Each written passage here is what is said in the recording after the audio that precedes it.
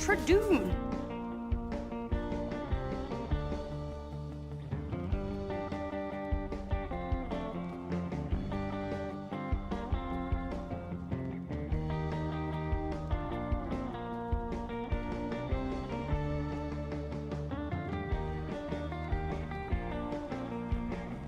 Dirter.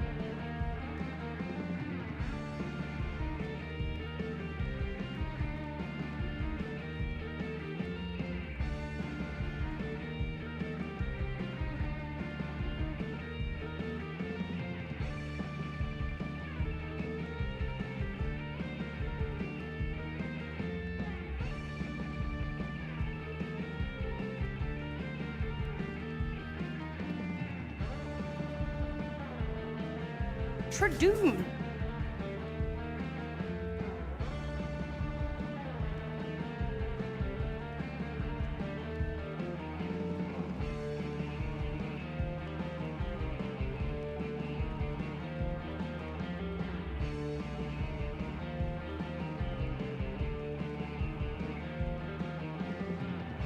Dirter.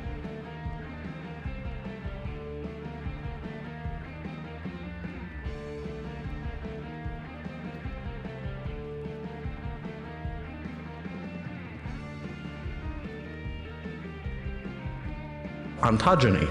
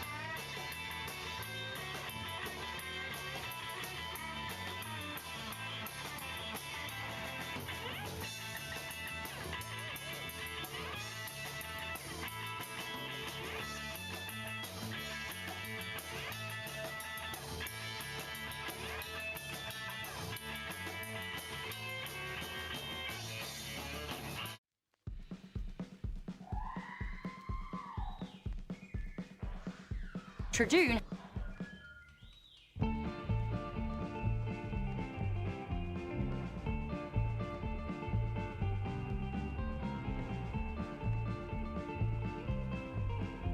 Tradoon.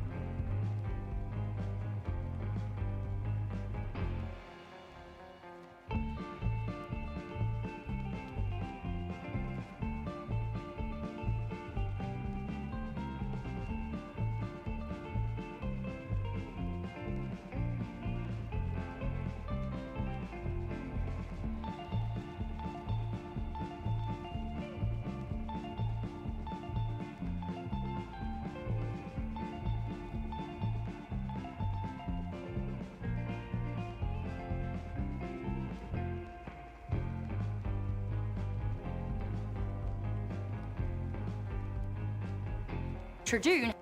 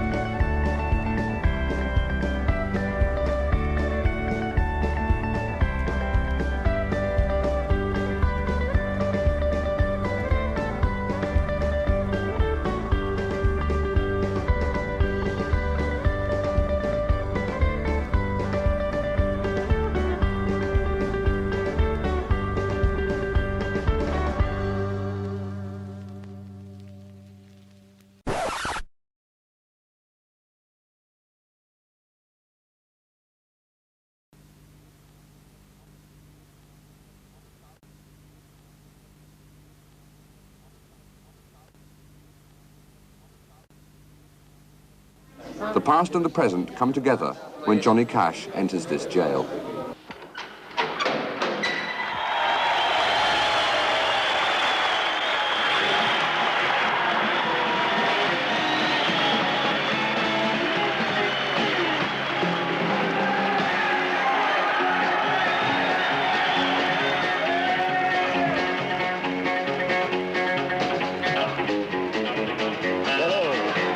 I'm Johnny Cash. All right. So what do you want here?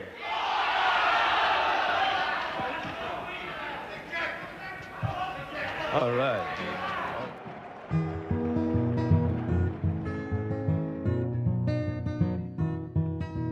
Dinosaurs lived a long time ago. They were terrible lizards, don't you know? Some ate plants and some ate meat. Some ate fish and some ate beets. One was called a diplodocus. One was bigger than your school bus. One was called a triceratops. 3 horns to stop anything that hops. Now, can't you just see yourself walking along, leading your pet trachodon, or feeding your brontosaurus rex, or scratching your diplodocus neck, or riding on a stegosaurus back, or swimming in a brachiosaurus track? Oh, what a time and oh, what fun, playing tag with your iguanodon. And if we had dinosaurs now, could they get along with a horse and a cow? Well, I wish they hadn't have become extinct. Dinosaurs would be nice pets and friends to have around to run outside and play with every day, don't you think?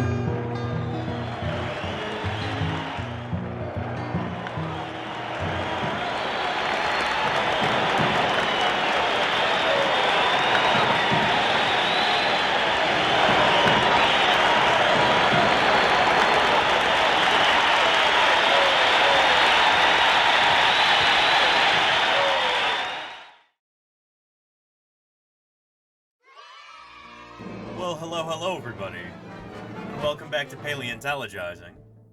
It is wonderful to have you here. Holy cow. And thank you, Shadow Hunt Spacetime Flower.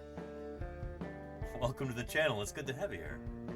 Shoot, if it's your first time here, Shadow Hunt, it's definitely not Horror X's first time here. I can see that my 50,000 a year has been well spent. Thank you for the 3 months. Now at Tier 3, Horror X, I really appreciate you. Thank you so much for your ongoing support.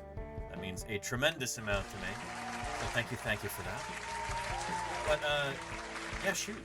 If it's your first time here, or if it's your 400th time here, I'm glad you could make it. For the new folks, my name is Danny Anduza. I'm a dinosaur paleontologist, and I'm streaming to you from my office here in the San Francisco Bay Area. This is where we talk fossil science. As a dinosaur paleontologist, I study dinosaurs. I publish on dinosaurs in the scientific literature. I dig up dinosaurs during the summers. I just got back from doing that out in eastern Utah, and well, shoot, now we're here, back in civilization. 5 days a week, when I'm not in the field, I stream from my office here, answering your questions and about it's therefore likely that we're dinosaurs here and today natural history. because, by the luck of the draw, dinosaurs who had been dominant over mammals in ordinary times got felled in a mass extinction. Happy Go to for see fluff you or not? all. The dig streams were exquisite. Paleo salute. And Freelancer, thank you for that. I appreciate the 11 months there, holy cow. And Go for Fluff or Not, holy cow, 16 months. Oh yeah. Or 16 months ago. I wouldn't call you gruesome, Fluff. Thank you Thanks for the 16 continued months of Prime amazing support. education. I appreciate you, Fluff. Thank you for helping make that possible. Anyway, the whole point of these streams is science outreach. I do call myself an expert in dinosaur studies. After 6 months of support there, Newt. Let's protect Like our you're on your fossils, way. because No, sorry, that was if they're removed, Toddy Waddy. America loses them forever. Toddy Waddy, thank you for the Prime sub there. Thank you very much. And RDA, thank you for that gift sub there to Old Man Broski. RDA 10,000,000 gifted a tier 1 stuff. sub to Old Man Yeah. Broski. This is their first gift sub in the channel. I appreciate that, RDA. Thank you. And welcome to Paleontologizing. Yeah.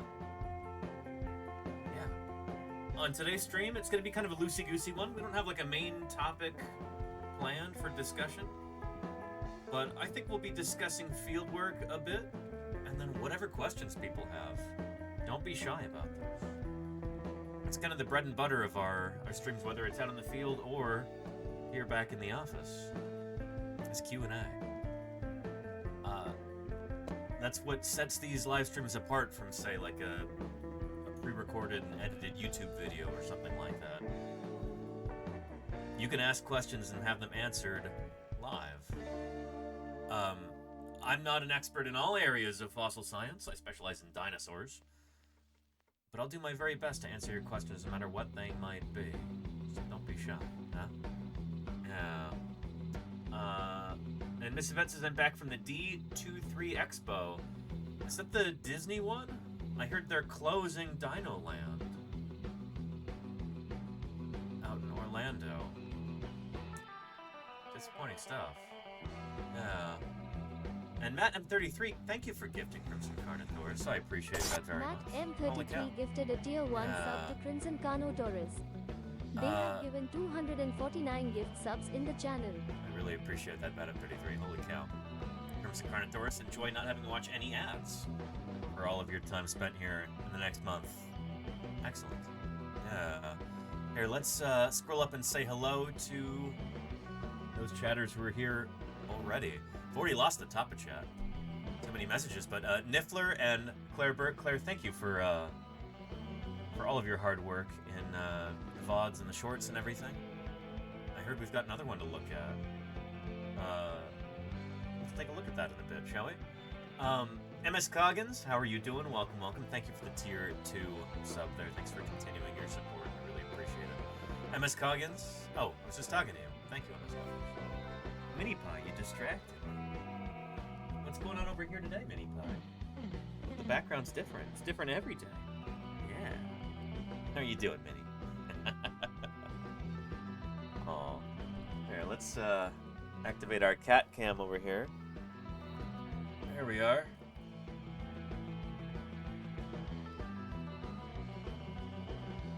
Wow, you're looking for treats? There's no treats out there yet, Mini Pie. None yet for you. But we can correct that. We can correct that. Yeah. What are you stepping on? Making system sounds. Making system sounds.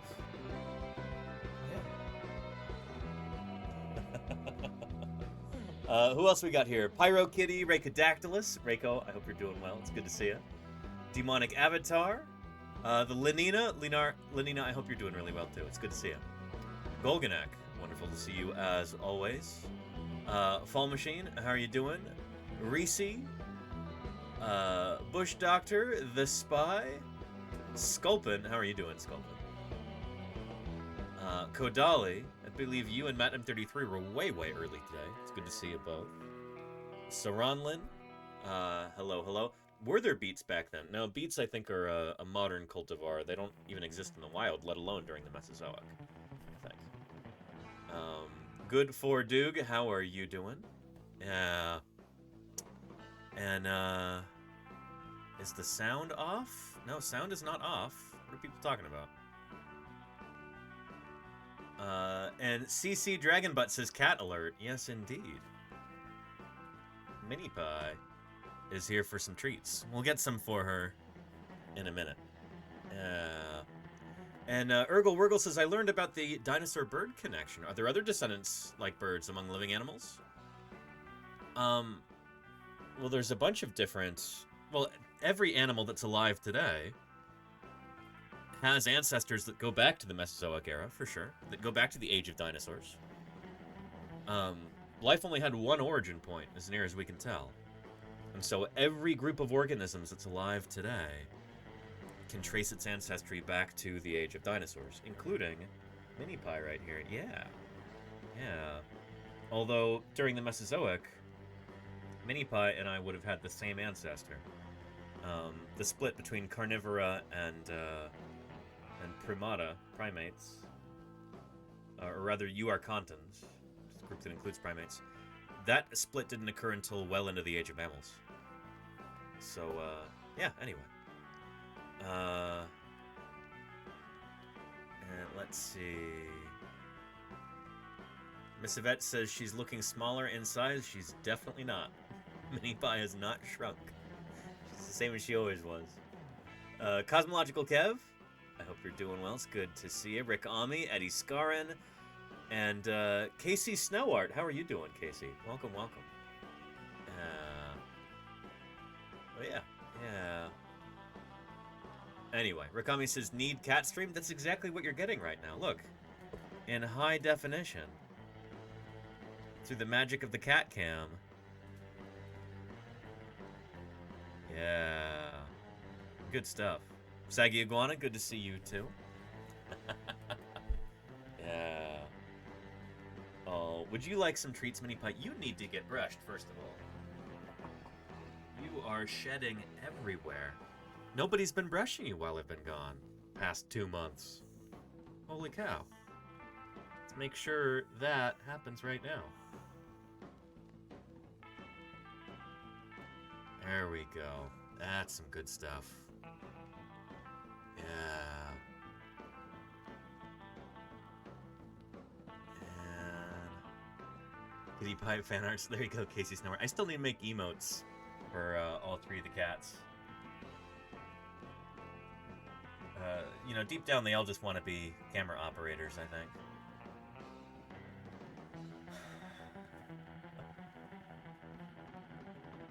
Yeah. There you go. That's better. Yeah. Just love pushing around the gear, huh? Boom arms for the camera or the microphone or whatever. Here's the thing, I gotta push it. Let's see if it swivels. Let's see if it moves. It does. It's all interactive for you, Mini Pie.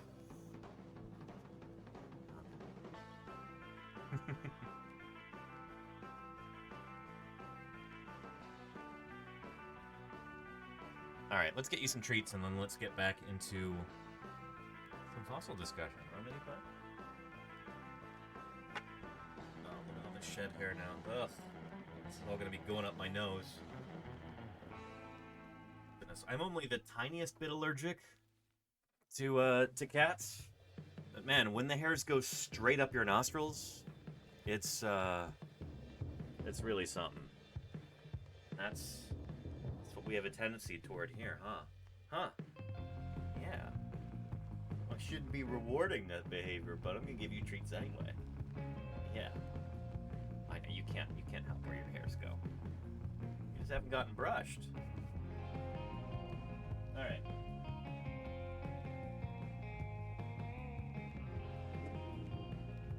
Yeah, that's the stuff. Look at all those. Oh yeah.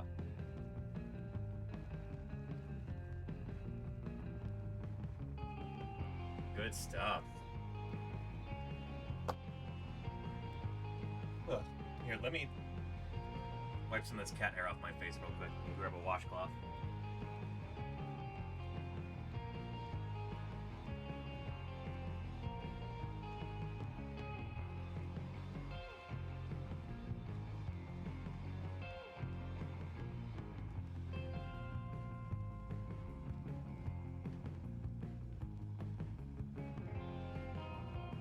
There, that's better.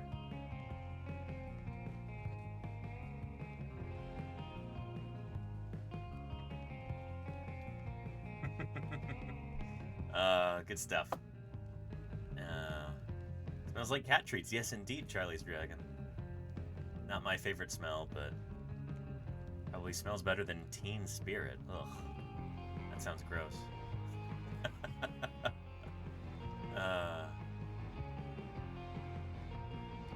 Anywho. It's good to have everybody here. Claire Burr, would you mind posting the link to that clip again? The one that you put in the chat earlier? I think I've already lost it here in OBS. But we'll take a look at that. Car is slowly heating up. Uh-oh, Salamander. Did you crack a window at least? Thank you again for the all the hot sauces that you sent, Salamander. I'm excited to try those. Lordy's gonna cook up some like grilled tofu or something, and we'll try some of those on there. So yeah. Oh, what's going on here? Whoa, what was that? Don't spit the treats out. Gross. There's cat slobber all over it now. You're slobbering all over the desk. She's like, where did it go? You just flung it out of your mouth.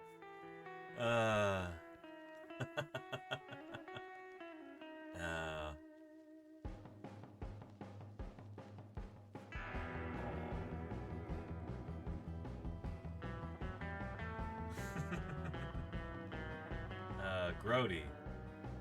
Mini pie. That's gross. That's gross. What a horrid beast. What a horrid beast you are. Where are you going? She doesn't like me talking about her that way. Fair, you know? Yeah.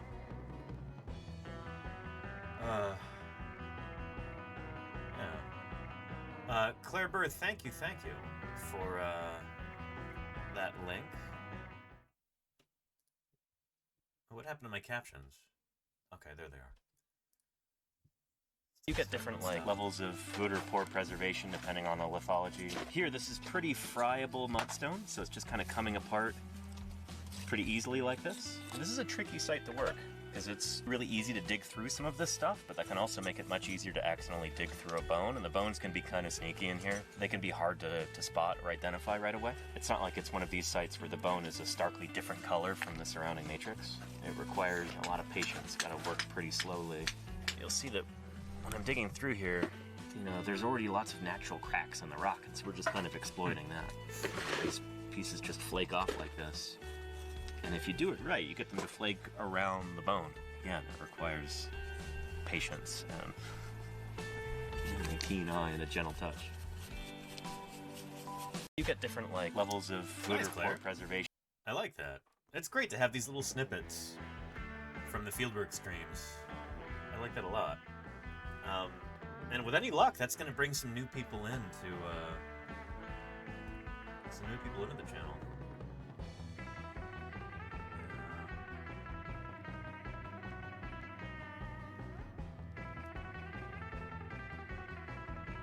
Yeah, good stuff. It's nice to look at the notifications for comments and stuff like that as well. Hang on just a minute here and let me check on... Let's see, Slippery Jim says the volume is really low. You're sure your main mic is the source? OBS did update yesterday, and it does seem to have messed up some of the settings. But everything by appearances is identical to what it was before. So it might just be one of those weird tech gremlin things where what it's telling you it's doing is not what it's actually doing.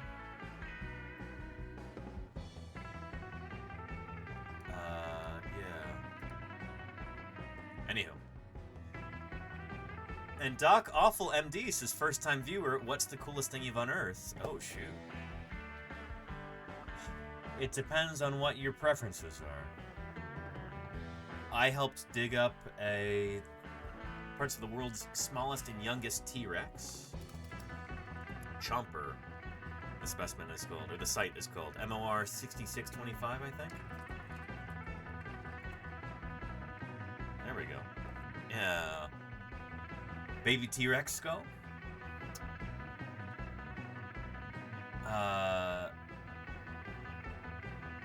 Yeah. I helped excavate the Yoshi's Trike site specimen. But in the serious game of paleontology, much larger mysteries still remain. The North Pole Light, thank you for the follow. Welcome, welcome. So this Triceratops specimen that you could see at Museum of the Rockies, I helped excavate that back in 2011. There's some stuff that hasn't been published yet, like a new species of ankylosaur from the Judith River Formation of Montana. Ankylosaurs are big armored dinosaurs. Substantial change in evolution. Extinction didn't occur. Successful group would dominate and it would last forever. Anakin Gabriel, thank you for the 9 Time months. for some science. Appreciate you, Anakin. Thank you, thank you. Yeah. Critter like this, a big nodosaur ankylosaur, big armored dinosaur. Helped dig up one of these guys back in 2017. That should hopefully be published pretty soon. Yeah, and then we had a new horned dinosaur that I helped excavate this summer, and we streamed that. And then a new species of iguanodont, a beaky plant-eating dinosaur. Kind of like a precursor to the duckbill dinosaurs. Dug that up this summer as well. In fact, was just doing that last week. So yeah. I don't know. What do you think sounds the coolest? Yeah. Let's see.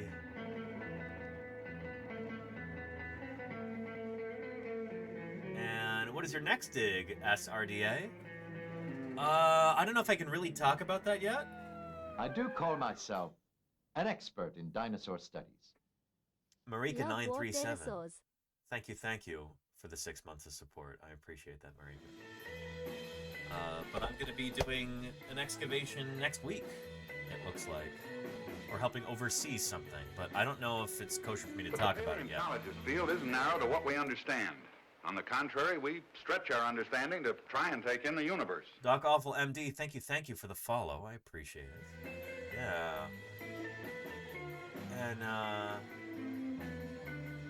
Exit G999, hello to you too. Welcome to Paleontologizing. It's good to have you here.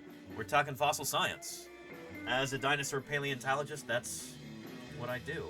I study dinosaurs. Simply I astonishing. publish on them in the scientific One of the most literature. singular specimens I've encountered in all my distinguished career. But enough about my work. What did you want to show me, Lisa? What an obnoxious alert. Sorry about that. But Hexit, thank you for the follow.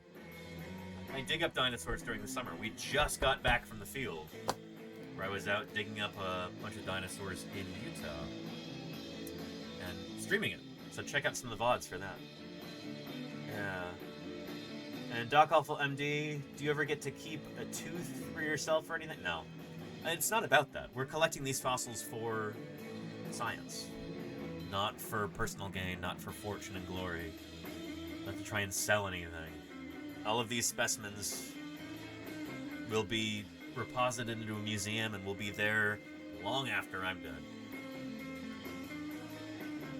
It's kind of cool because my name will be on some of those specimen labels and stuff like that. Some of the, the records that we took at the quarry, that'll be around for a long, long time as well.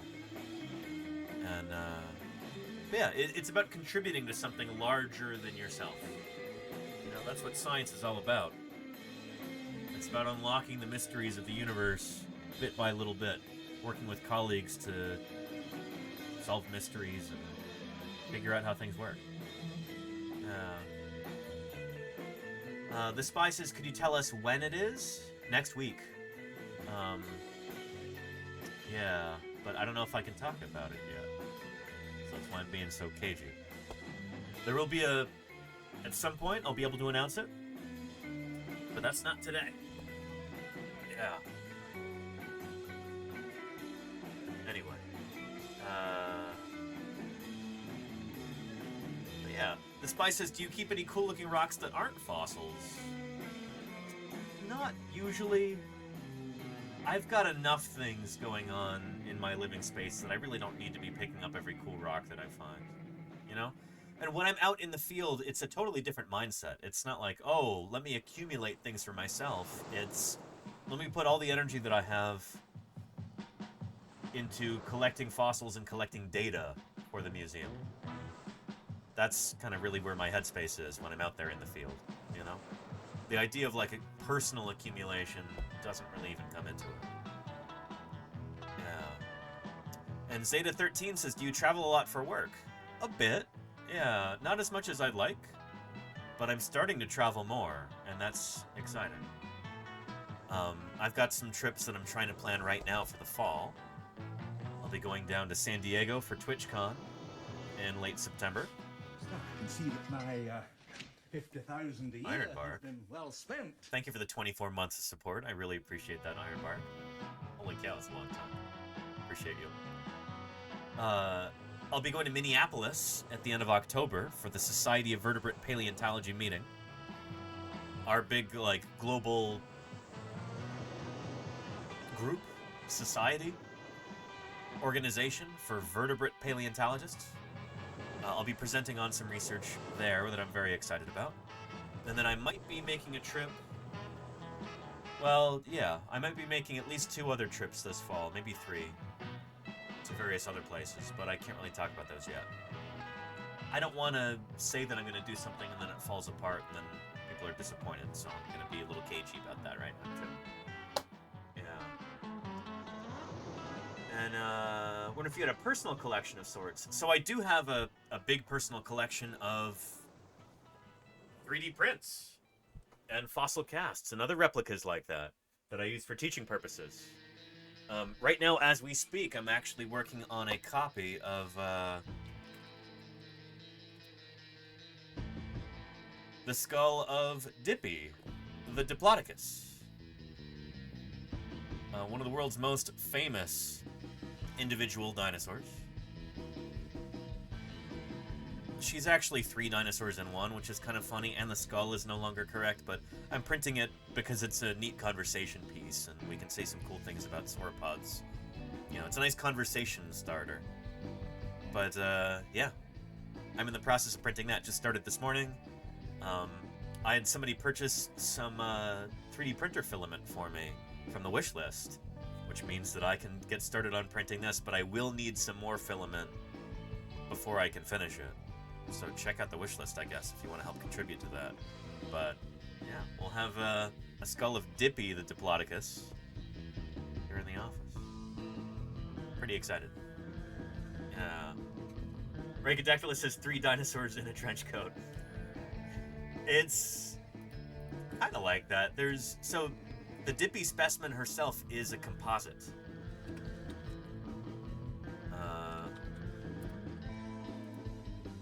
There's at least 3 different individual animals that contributed bones to the original Diplodocus carnegii, like, cast skeleton.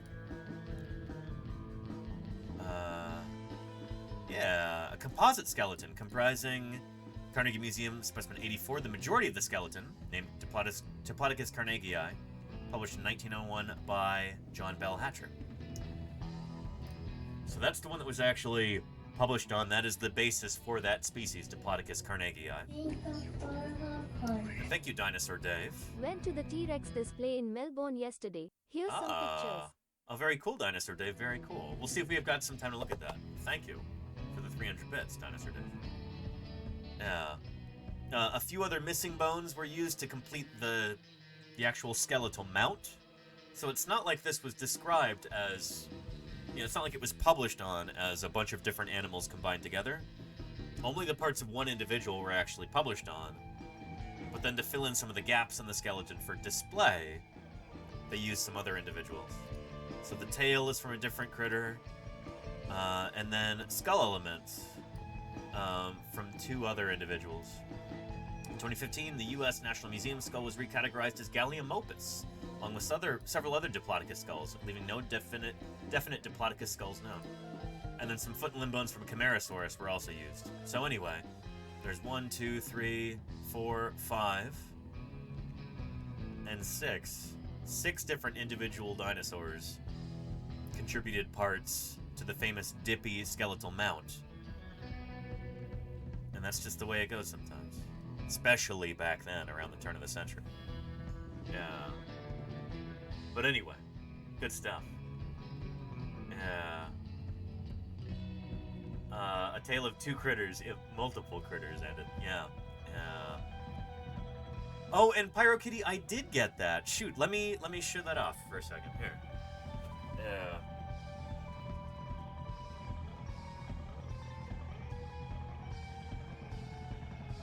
There we go. Thank you. Field Scarf. I appreciate that, PyroKitty. Thank you kindly. It did arrive. I've got it right here, and I'm excited to use this some future fieldwork. Especially when it gets colder. It's really nice to have those in Wyoming in June. Mariko wants to know which living mammal is closest to Iguanodon. All living mammals are equally closely related to Iguanodon, or rather, I should say, equally distantly related to Iguanodon. Dinosaurs as a group, you know, dinosaurs are a clade, so they all spring from a common ancestor, just like mammals do. And so there's no one mammal that's closest to a particular dinosaur. All mammals are equally distantly related, if that makes sense. Yeah. I'll show you.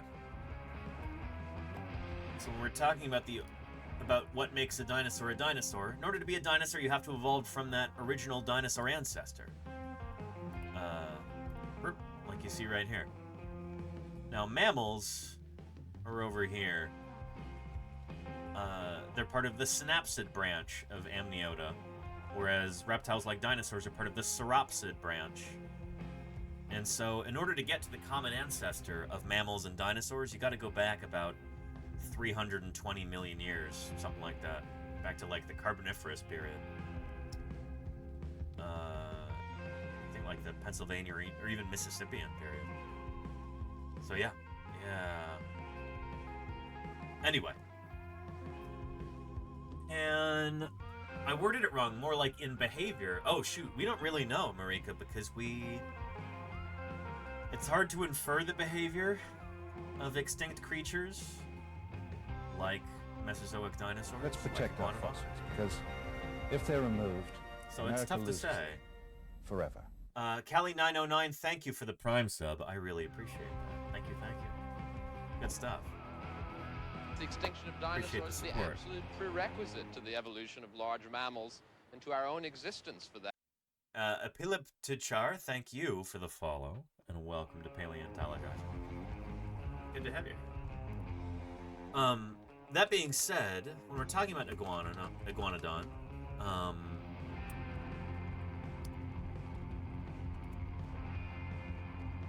there was a scientist in the early days of dinosaur paleontology named Louis Dolo, and maybe I'll find a picture here. Maybe not.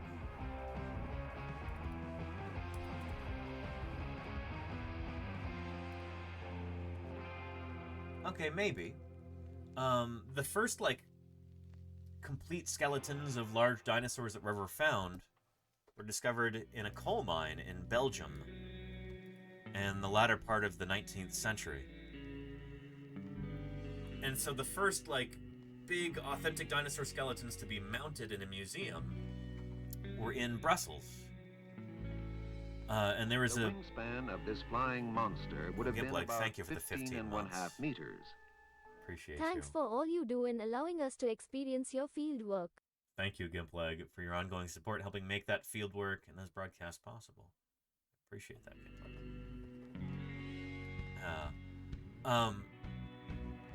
Maybe I can find an image of this. But when Louis Dolo was trying to figure out a way to mount these dinosaur skeletons, to get them to stand up in a correct pose, so that the public could see them, he didn't quite know which animal to use as a model for that. Here.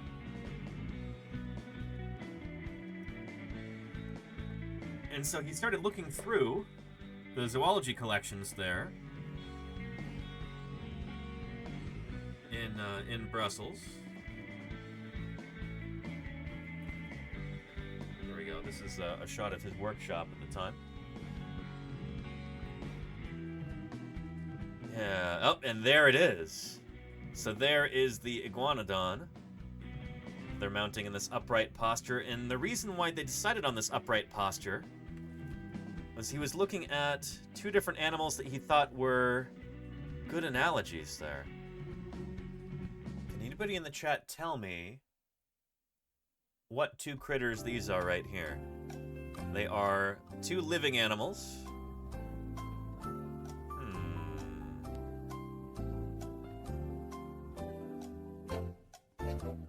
Let's see. Oh, we're getting some close guesses.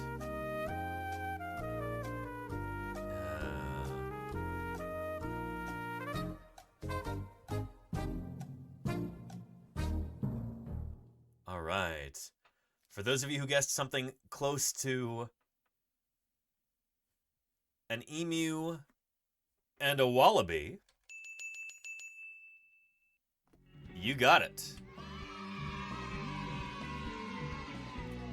Yeah.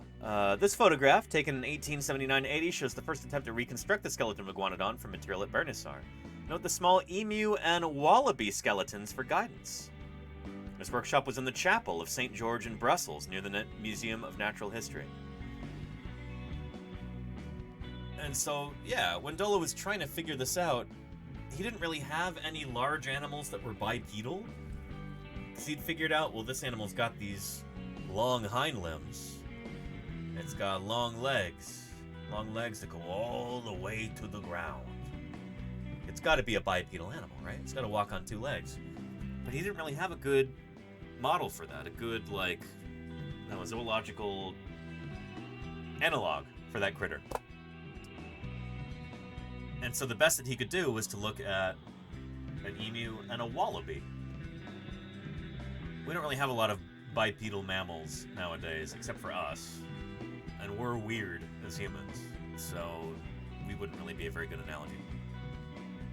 So anyway, if you had to pick a mammal that's behaviorally similar to Iguanodon, I don't know. Are you talking about in terms of diet, or are you talking about in terms of locomotion, or posture, or social behavior, or defensive behavior? Iguanodon is this big animal, really big animal, that could switch between walking on all fours or just running on two legs if it wanted to, probably. It had these big meaty hands with big, probably defensive spikes on its thumbs. It's really difficult to, like, compare this to a modern mammal because we don't really have anything that's even similar to this nowadays. Nothing even really close. So it's tricky. It's tricky. I hope that answers your question, though. And it's nice to be able to infuse a little bit of historical paleontology into that as well. Yeah. Anyway, yeah. But good stuff. And Freelancer says, what interesting things did paleontology discover about dinosaur behavior? Oh, shoot. How long do you have, Freelancer? I can talk for months about that. An incredible amount. We've been able to learn so much about how certain dinosaurs would have behaved by careful study of their fossils. It really irks me when people go, oh, you know, how could we really know anything at all about these creatures that lived so long ago? It's just the lack of imagination there is staggering, you know?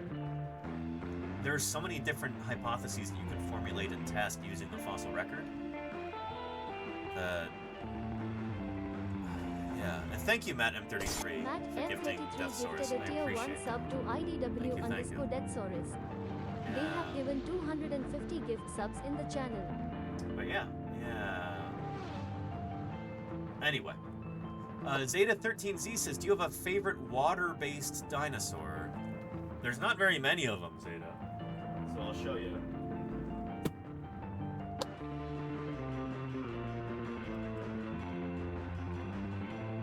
This is sort of a cliche at this point, but Hesperornis is one of the very, very few that we have. You might be confused looking at this. Let me explain.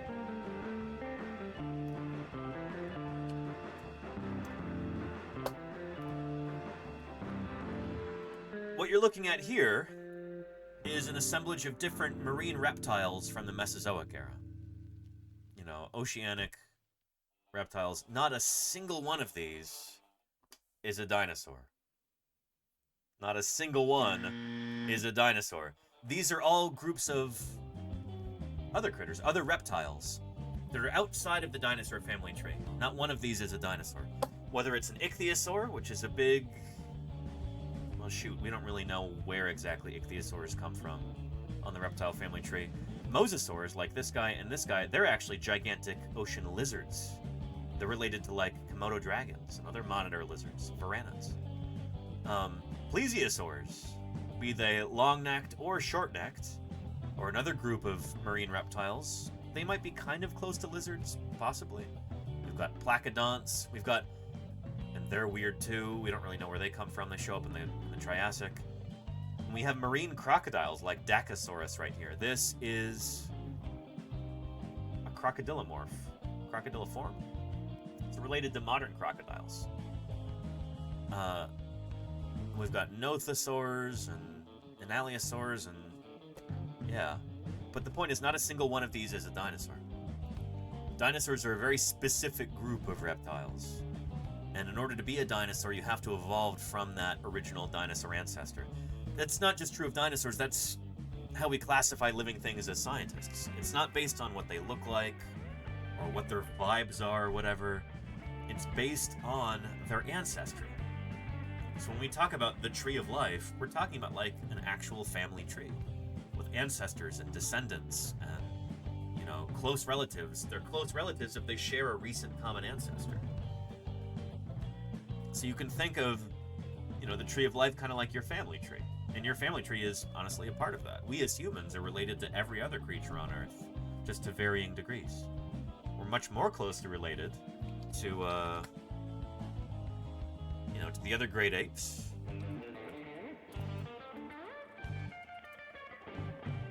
I'll show you. There we go.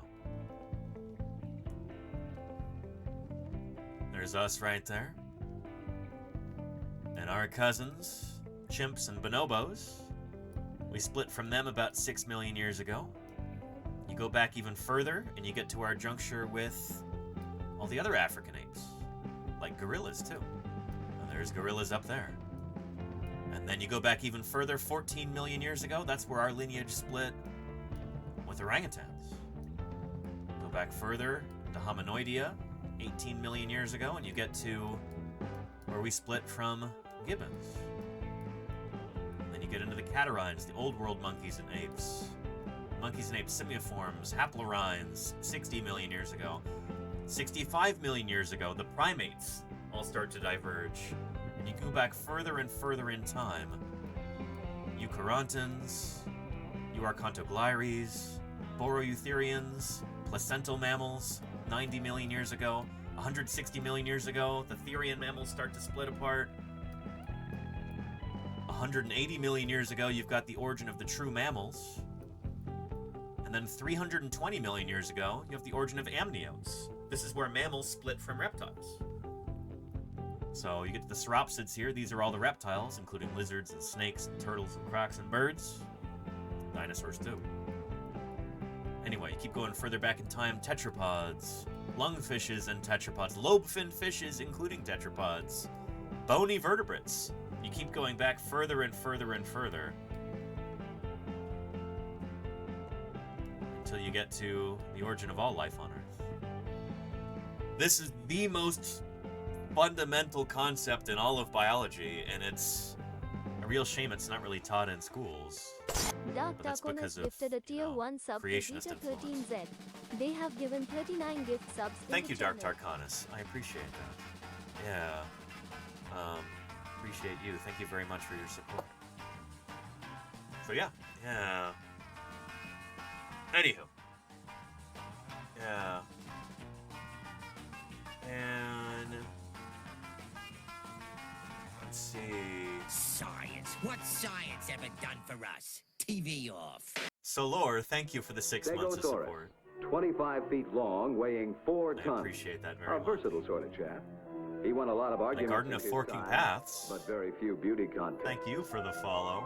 Garden of Forking Paths really kind of well describes the tree of life, I suppose. In fact, that phrase sounds familiar.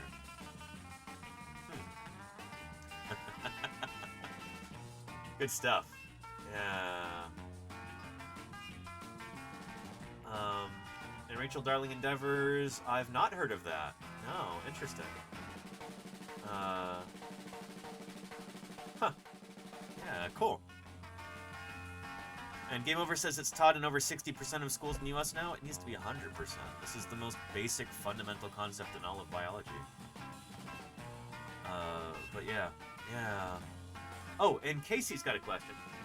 Are there any non-theropod dinosaurs that we know had feathers? Absolutely. I know some are theorized to have quills, but curious if all of our feathering was exclusive to theropods. No. We just talked about this critter briefly yesterday. Culindodromeus is a basal ornithischian dinosaur. Little beaky plant eater. What you might call a speedo. a small-bodied, early diverging ornithischian. And these guys seem to have had feathers. It's wild. They're from the opposite side of the family tree from the theropods. So yeah, pretty cool. Previously, only carnivorous dinosaurs were known to have had feathers, so this new species indicates that all dinosaurs could have been feathered. It could be that feathers actually go back to the very beginnings of Dinosauria. It could be that the common ancestor of all dinosaurs was feathered. We don't know. We need more fossils and better fossils and more people studying them. But if the ceropod dinosaurs over here, like Culindrodromeus, had feathers, at least ancestrally, and the theropods had feathers, that implies that the ancestor of all dinosaurs may have had that. Or it could be that these guys evolved a feathery kind of covering independently. That's possible. That it might not be like a, you know, a synapomorphy. It could be a plesiomorphy. It could be something that was evolved independently. Let me help define that for you, by the way. Oh no, plesiomorphy is the wrong one. Sorry. Homoplasia is what I'm thinking of. Yeah. So yeah, an autapomorphy is a unique trait that only one group evolves. A plesiomorphy is something that's shared by all of the critters that, you know, inherited from their common ancestor. So if feathers are ancestral to Dinosauria, that would be an example of a plesiomorphy, which some dinosaurs losing that later on. That would be an interesting case of an apomorphy there. Homoplasia is like convergent evolution. That's when two different groups evolve something independently. We don't really know what feathers are at this point. Is it a plesiomorphy? Is it homoplasia? We're not sure yet. There's still a lot of debate about that. Yeah. Anywho, yeah. So good question, Casey. Good question. And Zeta says, do you think there's more kinds of dinosaurs we haven't found yet? 1,000,000% yes, Zeta. Like, we're finding new dinosaurs every month. That's actually one of the things I'm presenting on this year at the Society of Vertebrate Paleontology meeting. There's this old statistic you hear thrown around that, like, oh, you know, we're finding new dinosaurs all the time. And on average, a new dinosaur is discovered about once every 6 weeks. People have been saying this since the 90s. And it's way out of date. It's way out of date. On average, according to the numbers that I've crunched, which I need to update, it's part of something I need to work on for before I present on this at the meeting. But on average, over the past decade, a new dinosaur genus or species has been published once every 9 days. What? It's kind of mind-boggling to think about. We've got 31 new dinosaur species published just so far this year, and we're only in August. Year's, you know, barely halfway over. So yeah. Yeah. So like 40 average, just about, Murph, yeah. Yeah. It's really exciting. And we're just scratching the surface. Holy cow. To give you an example, this is a nifty chart that Jim Kirkland's very fond of showing off, because a lot of this work is because of him, frankly. Yeah, these are just dinosaurs from Utah. Odor of substantial change in evolution. If extinction didn't occur, a successful group would dominate and it would last forever. It's true, Wood. Thank you for helping me avoid extinction through your continued support, by the way. Past 9 months. Appreciate you, Wood. Yeah. Most of the dinosaurs that you see... Actually, basically all of the dinosaurs that you see in here most of these, so that's like, 50 plus dinosaurs, all published within the last 20 to 30 years. The Cedar Mountain Formation, I don't think had more than 1 or 2 dinosaurs described from it until like the early 90s, and now we've got like 40. And we've got new ones all the time. Before I left for Utah, we were talking about Photna herzogae, which is a new thescelosaur dinosaur, just described from the Mustn't Touch It member of the Cedar Mountain Formation in the early Cretaceous of Utah, or early, almost middle Cretaceous, honestly. We have evidence that it was a burrowing dinosaur. Multiple lines of evidence point toward burrowing behavior in this critter. Really, really fascinating stuff. Photna herzogae. So we talked all about this before I left for Utah for fieldwork about a month and a half ago. Yeah. So yeah. Anyway. And Rhacodactylus says, does that count reclassifications of existing specimens in a new species or genera? It does a little bit, Rhacodactylus, yeah. Yeah. Most of these are brand new discoveries, but some of them are studying specimens that were dug up decades ago, and some of them are like reclassifications, splitting of old species into new species. A real mean kid. With 6-inch daggers for teeth, he was the terror of his neighborhood. Thank you for the follow. Welcome to Paleontologizing. Yeah. Anyway, and in that same time, we've also had a number of different dinosaur genera or species that have been sunk as well, and I'm actually working on some of those right now. I'm going to be doing some more of that.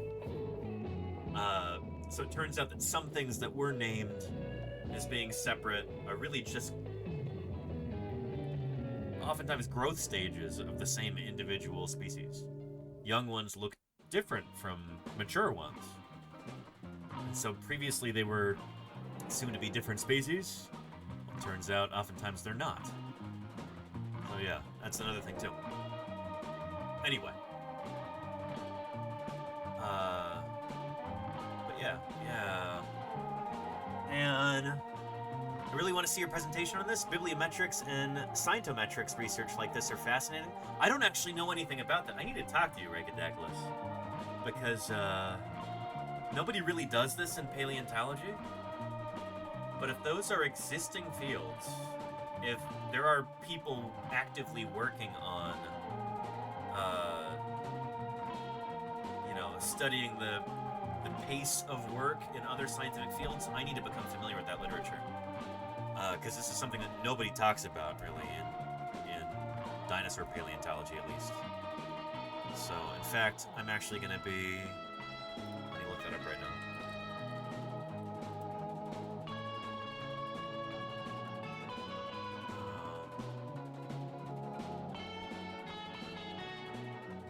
Quantitative aspects of scholarly literature. But that's how kind of specimen-focused we often are in the field of paleontology. That, like, I don't know anything about this subject, and I just got an abstract accepted for to present on at a global scientific society meeting. Oh yeah. These are entire fields of research, which I need to become familiar with and will become familiar with. Thank you, Rhacodactylus. Yeah. An interesting Rhacodactylus. Shoot, we should talk about that. That sounds really interesting. Yeah. And hello. Well. A dinosaur? What? Generator Frajdi and their 539 raiders don't know what they're in for. Thank you, Generator Frajdi, for the raid. Welcome to Paleontologizing. Almost all of the North American identified specimens of Troodon.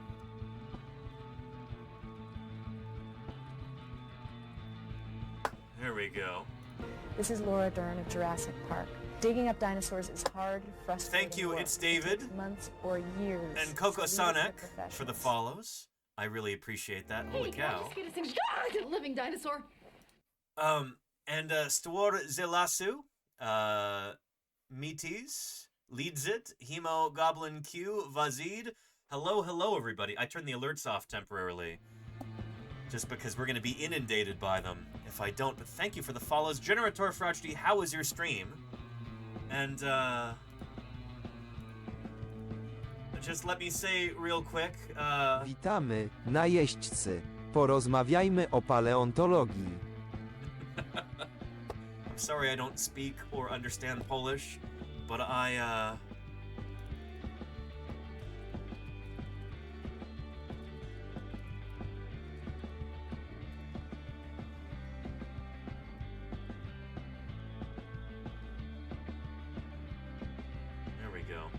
Bardzo się cieszę, że tu jesteś. Zadawaj mi pytania na temat dinozaurów. Please, ask me some questions. It's wonderful to have you here. My name is Danny Anduza. I'm a dinosaur paleontologist. I study dinosaurs. I publish on dinosaurs in the scientific literature. And, I just got back from eastern Utah, where I was digging up dinosaurs for the past 3+ weeks and streaming it. So if you've got any questions at all about fossil science, about natural history, or about dinosaurs in particular, or about science in general, don't hesitate with your questions. I'm glad you're here. Good stuff. Good stuff. Game of paleontology. Leadsit says, real live Ross from Friends? I'm gonna be honest with you, Ross from Friends was not a very good paleontologist. Like, really not great. So, I'll try and take that as a compliment. Killer dinosaurs. But, yeah. In all the world, there are fewer than 40 full-time dinosaur paleontologists. And Mark Melbourne, thank you for the 5 gift subs. I appreciate that very much. Thank you, thank you. 3 of them are leading this expedition. Jurnator Frauchty, great question. Who is the worst and best paleontologist in fiction? Mark Melbourne Oh, just boy. gifted 5 subs. That's a every good bone that we question. find tells us something about how the world was 80 million years ago, which is Here's something stranger than science fiction. I'll have to think about that for a minute. Prehistoric fact. I'm actually... A long time ago, I'd scripted a YouTube video about 32 feet long and about 14 feet paleontologists in Hollywood films. 1,500 teeth and not a single cavity. And I wanted to make it like, I guess, a top 10 list. There have been something like 30 or 40 different paleontologists as characters in Hollywood movies. The best are probably the 2 paleontologists from the original Jurassic Park. Sam Neill and Laura Dern's characters from Jurassic Park. Really good depictions of paleontologists, honestly. Worst, though, would be... Shoot, I don't know. You know, that's a tough one. Dinosaur! Gigantic dinosaur! I gotta say Ross from Friends, though. I know not film, but, What? The moon does exist. yeah, not a great depiction on Friends. Yeah, one of the worst. Thank you for all these follows. Holy cow. Real B-Sex, Ilolum, Dupa These are Jamina, just some of the questions that people Antonija, ask about dinosaurs. Mosayoku, Staros Nikos Misi, Ambuxi, Kotnusawa, yeah. Patalinka Glamour, Deborah Noka, Kovalawa K, Mariska, Botrup, Bokrup, and Susie Lee. Thank you for the follows. It's good to have all of you here. Shoot, since we've got so many cool new people here, I think this might be a good opportunity to kind of introduce some of the new folks to this channel by means of playing a little video. So without further ado, I'm going to introduce you to a good friend of ours, somebody we like to call Previously Recorded Danny. And hang on, goodness. But now the dinosaurs. He's very eager. But Rat Paternal, Kruka, Makio167, and Spada Jasilisek. What's all this archaic anatomy? Thank you for the follows, too. Without further ado, I'm going to hand you over to previously recorded Danny. Thank you, Kodshu, and Natalianek, and Nimyeki Agent. Nimyeki Agent. Pozrak Musra, thank you for the follow as well. Before we get more follows here, Mothman PL, thank you. Previously recorded Danny, why don't you tell these new folks what this channel's all about, huh? Well, thanks, present day Danny. Well, if you're new here, then welcome to Paleontologizing. You might be wondering to yourself, where's the video games? Well, my name's Danny Anduza, and I'm a paleontologist. I don't really do too much in the way of video games, I guess. I work on dinosaurs.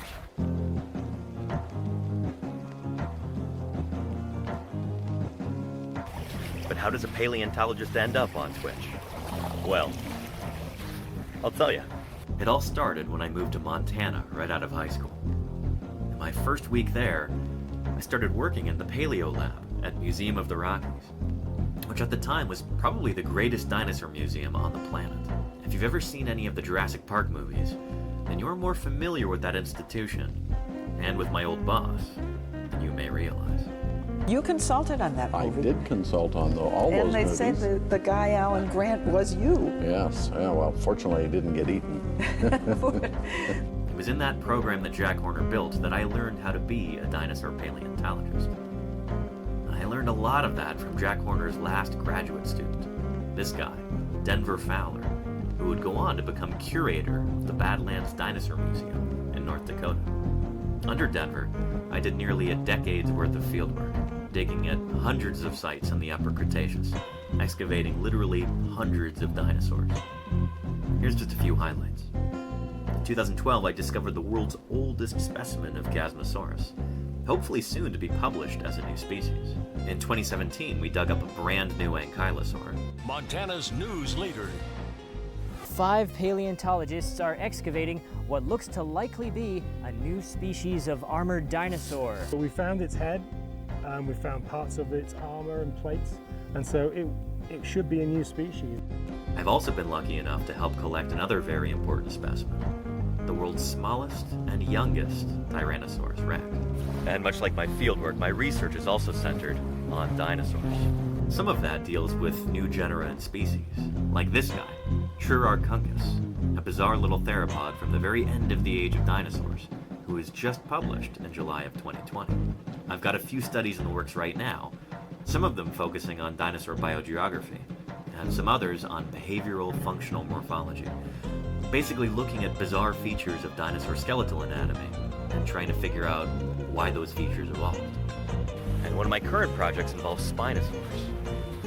But I can't really talk about that until it's closer to publication, so don't ask me about it yet.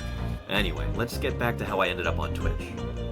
A couple years ago, things were definitely on the decline in Montana, so I packed up and moved back to the West Coast. And I have been so much happier here. I've also realized that I have very little patience for the soul-deadening bureaucracy within academia. So for the time being anyway, I've moved my career in a different direction. And lucky for me, it happens to pay a lot better too. I kind of stumbled my way into a job in early childhood education. I get to make a real difference in kids' lives and help instill a love of nature and a burning curiosity for the world around them. Then coronavirus descended, and the school shut its doors. But I wasn't about to let a global pandemic stop me and my students. We just moved online. 1, 2, 3. I love digging in the dirt with just a pick and brush. Finding fossils is my aim, and so I'm never in a rush, because the treasures that I see are rare and ancient things, like velociraptors' jumps or Archaeopteryx's wings, and all the kids who wanna see them lining up at our museum. I am a paleontologist. That's who I am, that's who I am, that's who I am. I am the paleontologist. That's who I am. That's who I am. That's who I am. That's who I am. That's who I am. That's who I am. That's who I am. That's who I am. That's who I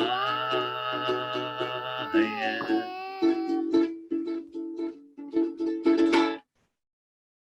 Having made the jump to teaching remotely, it was only a short leap from there to Twitch. I started streaming in May of 2020, and it's been tremendously rewarding. Now, it's my belief that any good scientist should also be a public servant. In my opinion, talking to everyday people about your science is one of the most important things a researcher can do. Twitch is kind of an ideal medium for that. This is my passion, and now I get to share it with you. And what could be cooler than that? It's my intention to continue this mission of education by answering your questions, providing good science content, and working to grow this channel. And if you could help out by continuing to watch, or if you can afford it by subscribing, I would be deeply grateful. So, for my regular viewers, thank you for sitting through that again. And for everybody who's new, welcome. We've got a fantastic little community going here, and we'd be really happy if you'd join us. Anyway, let's go ahead and wrap this up and get back into it. So, present day Danny, back to you. Thank you very much, previously recorded Danny. And thank you even more to Generator Frajde for the raid. I really appreciate it. Thank you so much for sending your community here, and let me know if you've got any questions, everybody. That's what we're all about here, you know?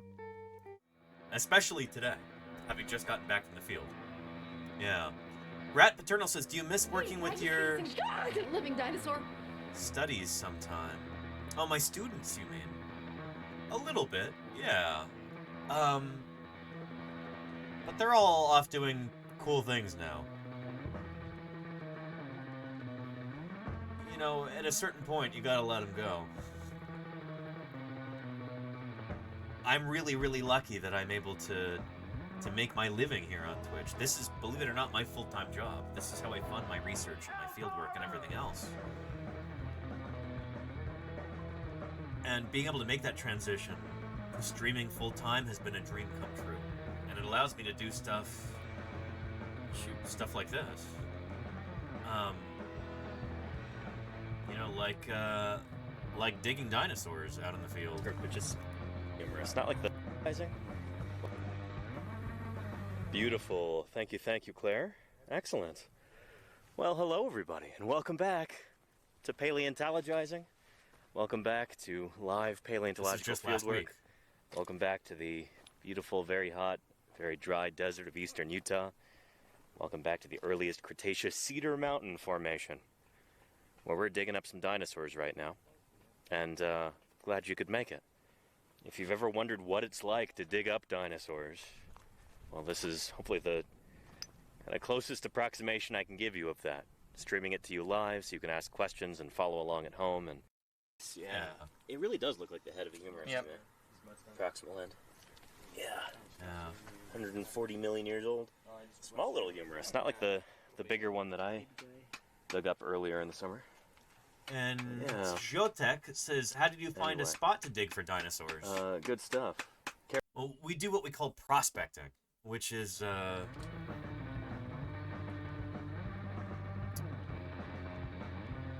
well, shoot. I think I can find you a clip.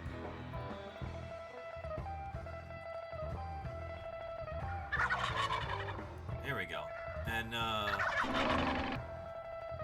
Nucky, thank you for the follow. Zote, thank you for the follow. 1PS, thank you for the follow. Arachu, Jayus Pelzat, Platypus in a Hat, thank you all for your follows. I appreciate that. But the paleontologists Welcome to now to what we Paleontology. understand. On the contrary, we stretch our understanding to try and take in the universe.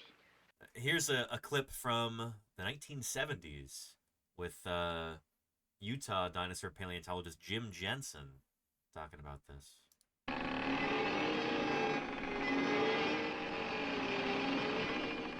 We never dig until we see dinosaur bone coming out of the ground. Otherwise, we might dig forever and never find a bone. But to find a dinosaur bone or skeleton, one must walk a long ways, climb a lot of sweaty mountains, and go thirsty and be subjected to gnats and heat and that sort of thing. But when you find something like this, it may be something that's never been seen before. So it's an exciting pursuit. Definitely. This is the vertebrae right up next to the skull. Yeah. And I think we actually have a clip. Is this one, Claire, about prospecting? Oh, what is about high deserts where you can find dinosaur bones? Western U.S., Mongolia, Chile, and Argentina. It's a lot of exposed rock right on the surface of the ground.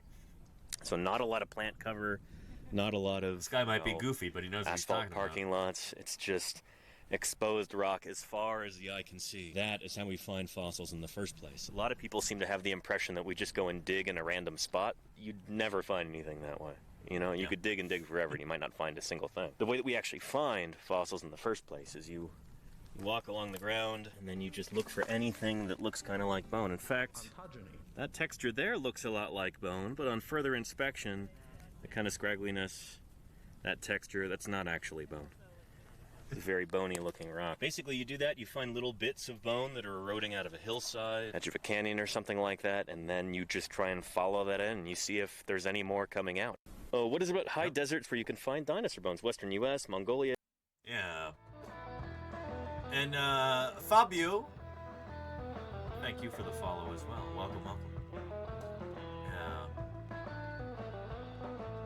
And how will you find every single dinosaur bone if you don't dig up every inch of rock, though, DMWing? You're being sarcastic, right? You won't. We don't have the budget, nor the time, nor the people power for that. And Bocrop wants to know, are the tools that you're using, like hammer and chisel, coming from some fancy specialized shop, or do they just regular chunks of metal for banging other things with? You know, I can talk about that a little bit. A rock hammer, like I have right here, is one of the most specialized pieces of equipment that we use. But this is... Paleontologists will use this, geologists will use this. This is one of the few, like, purpose-built pieces of equipment that we have. But when we're actually digging there in the quarry, we'll use a hammer like this with chisels. We'll use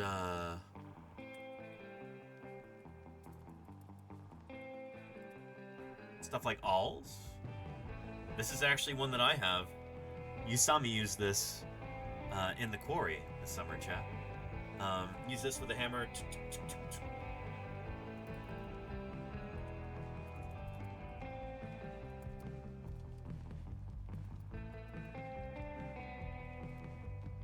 An oyster knife is also a tool that I've used a lot in the past.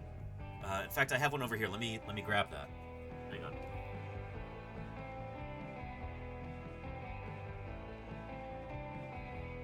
These are just some of the questions that people ask about dinosaurs.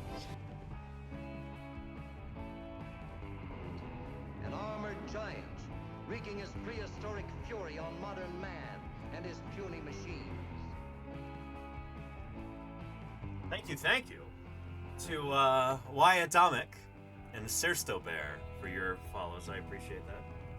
Here's an oyster knife. This is actually kind of a big one. The ones that I've used have mostly been shorter than this, but this is a brand new one that I got this summer. And, yeah, it's used for shucking oysters, traditionally, but it can also be used for splitting apart bits of mudstone, if you're digging in a mudstone quarry, trying to find fossil bone. So, pretty excellent for that. Various brushes and brooms, like this whisk broom right here, you use for, brushing away loose sediment. And then this, it is an essential piece of equipment as well. When you're working in a quarry where you know that you've got bone nearby, when you're chipping away bits of rock, you're sweeping it away, you sweep it into a scoop. That way, as you're working, sometimes you're like, oh shoot, where did that piece of bone go on the surface? I must have accidentally swept that away. You look in here, and there it is. We don't just immediately throw every piece. we put everything into here first, and then we put it into a larger bucket. So if you need to return to that to look for a piece of missing bone, you can find it. It's kind of like the difference between permanent delete on your desktop versus recycle bin. If you send things to the recycle bin, you can recover them later within a certain time frame. But if you permanently delete them and you've made a mistake, like, oh shoot, how do I get that back? You can't. That's what the scoop is for. Does that make sense? Yeah. So high-tech gear and elbow grease. Yeah, very high-tech. Extremely high-tech, expensive gear. This is something, who might use this? Oh, on Kassoon. Thank you for the follow. Appreciate that. This is seriously like some 16th century technology, you know? Might be used by such, esteemed researchers as Old Woman from Village, you know? Corn fiber. That's the kind of gear that we use in the field. Spared no expense, indeed, Brachydactylus. Yeah.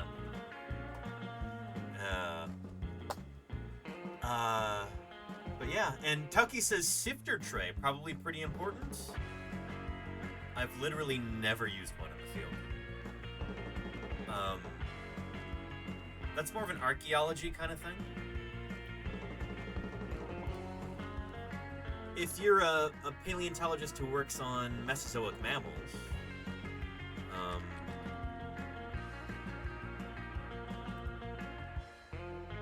you might use screen boxes to sieve for fossils like this. But usually you do that in water, and that's done in the field. You're like making you take a bunch of sediment, you go to a large body of water like a lake, and then you do this to kind of get rid of all of the surrounding rock and just leave the little pebbles and hopefully bones and mammal teeth and jaws from the Mesozoic. When we're talking about Mesozoic mammals, our ancestors from the time of the dinosaurs, they were small little critters. Just kind of squeaking around, doing their thing, living in the shadow of the dinosaurs.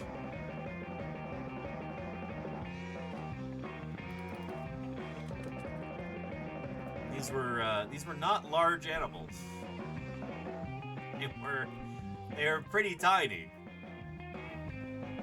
And so if you're interested in the evolution of mammals during the Mesozoic, you've got to be comfortable with working with really, really small fossils, and you might be screen washing for them like that. But we don't do that for dinosaurs. You do that for microvertebrates, for the most part. Yeah. Anyway, yeah. And I'm excited for the paper on the Utah find. Do you have a journal in mind? Why Atomic? So, I'm not heading up the research or publication for our Utah stuff. That is going to be Karen Poole.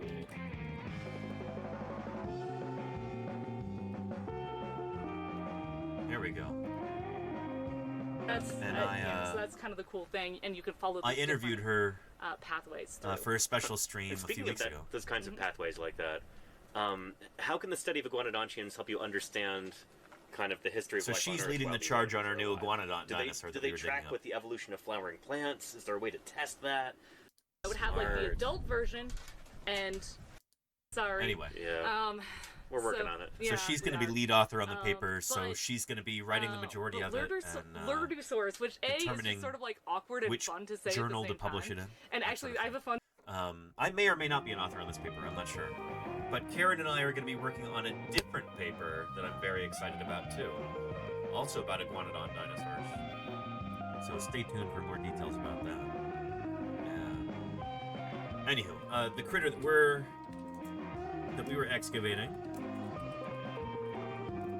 is probably kind of like a cross between this guy here. And thank you, Wizards and Beans, for the follow. Welcome, welcome. Kind of like a cross between this guy, Iguana Colossus, and Camptosaurus. This guy right here. Somewhere kind of in between these guys, we think maybe. We'll see. Yeah. And Jody Fish says, is Ethan the author on much of the almond discoveries? Yeah, he'll probably be lead author on a lot of those papers. But we're actually going to be presenting on some of that work at SVP this year. At the Society of Vertebrate Paleontology meeting. I'm actually an author on one of those posters too. Fisher is lead author on our fish paper. He'll be presenting on our bowfin. So we found at Turtle Hill. Remember our Turtle Hill streams?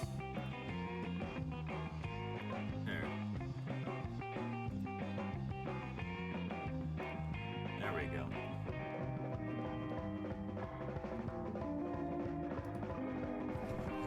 Nice. Cool. That should do it. Do I move the camera at all so you can see Fisher? Anyway, just finding lots and lots of small fossils here. Nice. Did we get Fisher on camera? Where is he? And howdy 817, howdy to you. Dinosaur dig indeed, yeah. We're not finding very many. Maybe. Flattens up there. Could be humorous. I don't know. Turtles have weird humori too. Could be.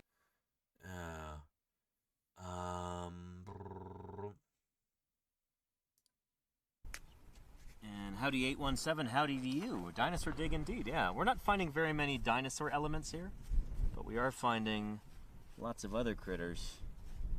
Smaller critters that also inhabited the same environment. Probably lived in fear of the shell. And I don't know my turtles well enough. Or not anymore, at least. I used to know all these like the back of my hand. But it's been a long time since I've done anything with turtles. We've got what looks to be either a scapula of like a crocodile or a turtle, or potentially a big fish bone here. Nice. I'm leaning more towards scapula, but our friend Ethan thought it could definitely belong to this big fish Melvius that we're excavating here in this lower layer. Yeah, Melvius is the fish that we're talking about. Right here, this is a big old bowfin. Bowfin are still around today.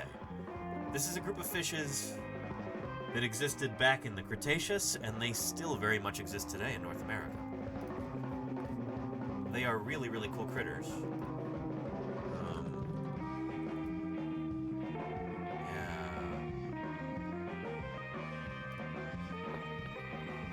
Ancient ray fin fishes that contains only one living species, the bowfin.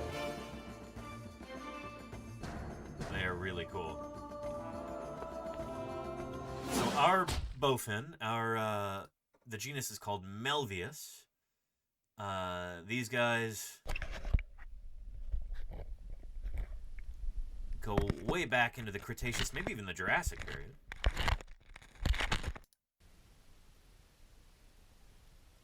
And yeah, here we go. Here comes the bowfin. They're still around today, although they're much smaller today. Our bowfin, living bowfin species, Amia calva, is what it's called. There it is there. They're decent size, but they're not enormous. The one that we were digging up at Turtle Hill, that sucker is probably like 9-10 feet long. It's like 3 meters long.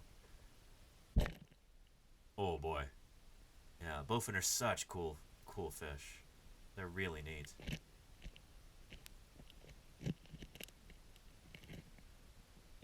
Yeah. And there's a... Here we go. This is the one I was looking for. Here. Video of a bowfin guarding their babies. They also make very good parents. So those are a bunch of baby bowfin there. And Dyson Dinosaur, how are you doing? Welcome, welcome. Here, this is one of the presentations that I'm going to be an author on at SVP this year. Fisher McDermott is the presenting author, but I'm one of the authors on it too. We've got some remarkable material from a bowfin. Melvius is the genus. An amid predatory fish from the Almond Formation of Wyoming. And that thing is huge. That sucker is probably like 10 feet long. Yeah. And planning to come to the UK for next SVP? We'll have to see, Dyson Dinosaur. It's going to be in Birmingham, which of course is the grandest, most beautiful, poshest city in the UK, as we all know. We'll see if I make it there. Hopefully SVP is not at the same time as TwitchCon next year like it was last year. And way cheaper for us here. There you go, Dyson Dinosaur. Yeah. I'd like to be able to go. I'm going to try and make it. I've never been to the UK before. But I've heard Birmingham, that's the place to start. Yeah. There you go, Sabita Bean. Yeah. And yeah, isn't that fin really cool, Claire? It's how they can undulate that, almost like a knife fish. They kind of maintain a, constant position in the water. Yeah. And look at that, bowfin. So yeah, not everything that I was digging up this year was a dinosaur. We had other cool critters as well. Picture this, but like, 3 meters long. That's Melvius. And there you go, DC Chemics. As long as it's not a different time zone, I think we're okay. Yeah. Anyway, I hope you're doing well, Dyson Dinosaur. Filippo, I hope things have been good. Yeah. Anyway, good stuff. Bowfin. Cool critter. But yeah, I'm thinking it's scapular mostly because of this little process here. Scapular. It does look scapular, yeah. So Fisher, that would make sense. Knew he would get it. We're getting fish bones. He just scored himself an internship job at the museum in Denver, Colorado for the fall. It might be kind of hard So I'm very excited for him. But you've got these little packets of these little round teeth for grinding up, hard-shelled invertebrates. Yeah. That we pulled out this morning. I wonder who that would be. It's not going to be a bowfin. I don't think they have tooth plates like that. No, they're going to have sharper, pointier teeth in the Yeah. Something like this. It's definitely. Yeah, let's look at that. The teeth of these critters are pretty nasty looking. Yeah. They are very much predatory. Look at those. Yeah. But the teeth on ours, some of them are like this long. They're huge. They almost look like little mosasaur teeth or something. But yeah. They're meant to crunch invertebrates, says Jody Fish. Sort of. I mean, bowfin are generalist predators. So they'll eat invertebrates, they'll eat vertebrates, they'll eat basically whatever swims up over to them. Yeah. They're, they're formidable little predators, Yeah. Anyhow. Yeah.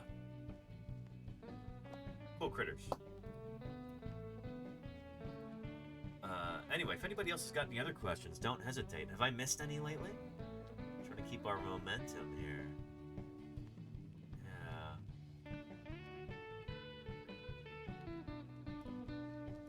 Yeah. And...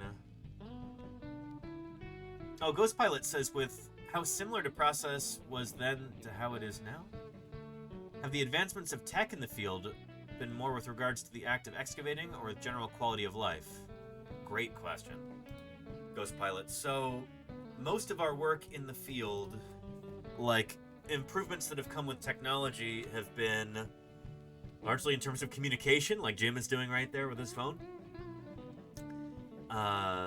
With imaging, with data collection, like being able to actually like do a scan of the quarry, like a surface scan, and make a 3D model of it. It's nifty, but it's not really been used that much for actual research yet. It's just cool to have a 3D model of your quarry. But yeah, so much of this is pretty old-fashioned stuff. You know, we're digging up fossils in the same way, more or less, that that Cope and Marsh were doing back in the 1870s. It's hard to make significant improvements to something that is so... It's already kind of elegant and beautiful, the way that we dig up fossils, honestly. It's hard to improve on that. Yeah. Yeah. Anki Fire says, I want to learn how to write scientific papers, but I do not know where to begin. Do you have any recommendations? Anki Fire, I would suggest just reading as many scientific papers as you can. The more you read of the scientific literature, the easier it'll get to think along those same lines and to be able to write kind of in that style. That being said, there's a book I could recommend to you. Or at least I think I can. I haven't read it yet. But it should be right up your alley. Understanding Scientific Prose.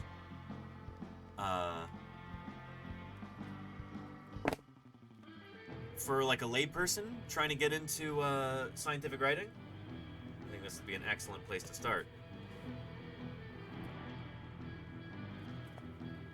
Or maybe it's more if you're interested in like, well, I don't know. I haven't actually read it again. Now, this might be a little in the weeds. My best recommendation is just read scientific papers. There's no silver bullet for this kind of thing. Maybe don't read this book. I don't know. Yeah. Why did I even buy this?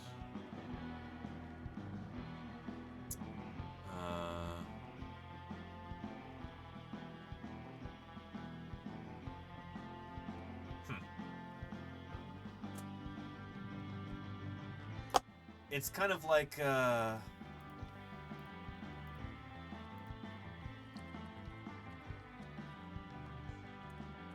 this is some good advice right here.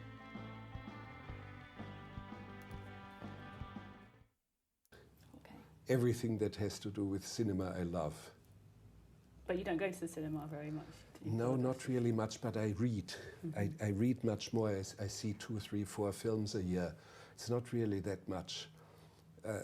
However, I'm a working man. Last year I made 6 films, and I run my own film school, and I acted in a film, so it's not really too much time, but I do read, and I keep telling everyone who wants to make films, read, read, read, read, read, read, read, read, read.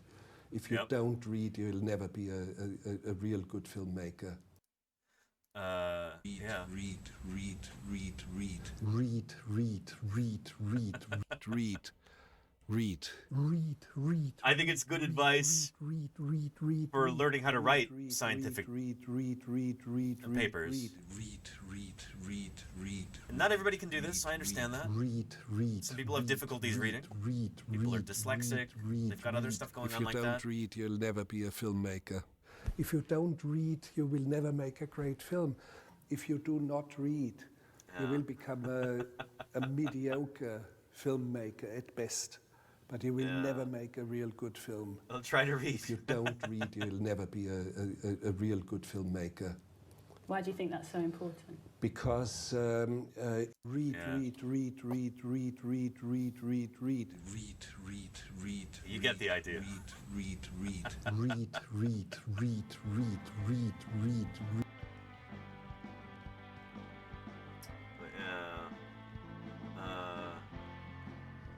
Just gotten. There you go, Alexander. Yeah. And Kelladon K says, I'm a novelist, and reading is exceedingly important for learning how to structure a narrative. Same can be said for other types of writing. I agree. There's a certain kind of like rhythm that you get into with scientific writing, and just kind of developing a feel for that. I think you could do best by reading and then practicing that writing. I don't know. It might be like a learning styles thing too. For me personally, when I am trying to learn something rote memorization, I'm terrible at. Even just like outlining a bunch of different points and then forcing myself to try and remember them, or like something like that. Even like trying to learn how to do, card games and board games and stuff. I'm terrible at learning how to do those. I have to learn by doing. You know, I develop a general feel for things. That's kind of my learning style, is you just jump into it and then you kind of feel it out. And that might sound weird coming from a scientist, but you know, science takes all different kinds of people with different learning styles, different strengths and weaknesses, and that's how it is for me. If I can immerse myself in something and ask questions and talk to people who are experts in that, and then, you know, I can dive into it myself and do a bunch of reading, and then that's kind of how I learn. It's one of the reasons I think I was always so terrible at math, is like rote memorization, or like learning a process where, like, you know, it's this strict recipe for doing something. I'm terrible at that. I absolutely will flounder because it's just not the way that my brain works. But yeah. You also like board games? I actually don't like board games. Sorry. Because of that. Dinosaurs soon occupied every corner of that world. Because I'm bad at learning sets of rules. Thanks to a Dragonation, you know? for my gifted stuff. I'll play board games in a social hello there, situation, fam. but it's not something that I'll like choose to do. Yeah. Anyway. And Wilt01 says, hello, first time here. Hello to you, Wilt. Welcome to Paleontologizing. It's good to have you. And Gravity, thank you so much for the 4 months of support. And for that gift sub from Reagan Nation. Thank you, Reagan Nation, too. How you doing, Gravity? Yeah. But yeah.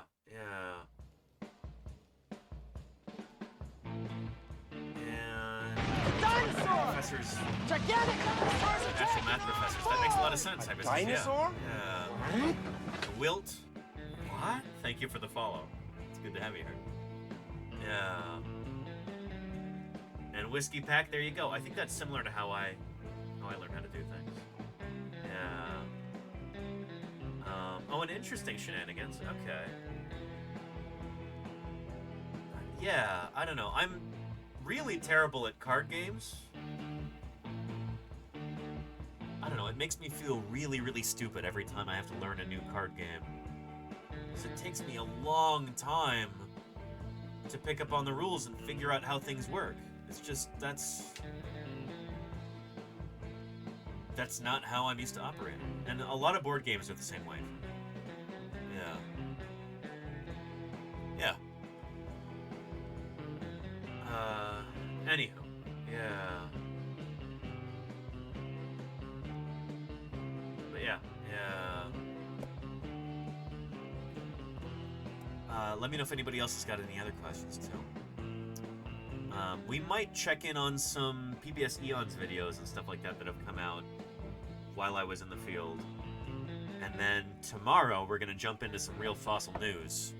We're going to be looking at some newly published dinosaurs that we missed while I was out there digging up new dinosaurs. It's funny. The process of digging up new dinosaurs often means that you're missing out on the new dinosaurs that are just published. At least that's my experience. Yeah. There's a bunch coming out, right? Yes, Bina Bina. There have been at least a few dinosaurs published while I was away, just over the past month. Yeah. Anyway. Yeah. Still counting on your participation for the Dungeons & Dragons Paleontological one-shot with Paleontologist Party. I'll see if I can do that, Dyson Dinosaur. I might be terrible at it, though. We'll see. I think I've never done Dungeons and Dragons, nor have I done either of those as a standalone, neither Dungeons nor Dragons, but I feel like I would maybe do a bit better than that because you have a kind of an MC who's a master of ceremonies, right? What are they called? Who helps guide you along the process? It seems much more open-ended less restrictive, less rule-based than other kinds of games, right? And I like that idea. I like that a lot. It allows for more creativity, more outside-the-box thinking, and I feel like that's kind of where I excel. GM or DM, Game Master or Dungeon Master. Thank you, Lord Nubalot. Yeah. So yeah, I'm open to try that for sure, Filippo. Yeah. Anyway, good stuff.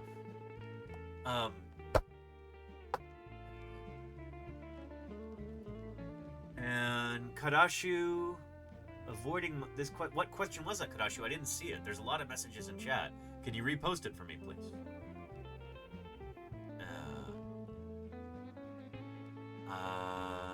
A chat favorite question about how humans would use dinosaurs if they didn't go extinct. In your opinion, if dinosaurs would not go extinct, what role would they have in today's world? Oh, we wouldn't be here, first of all. That's an important thing to think about. Like, our existence as human beings is contingent on the extinction of the non-avian dinosaurs.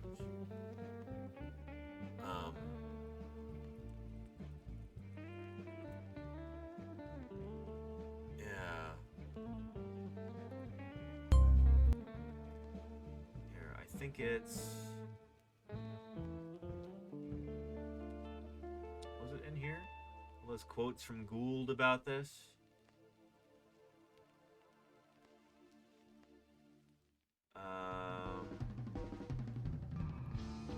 No, different documentary. Hang on, I'm trying to find you a clip here.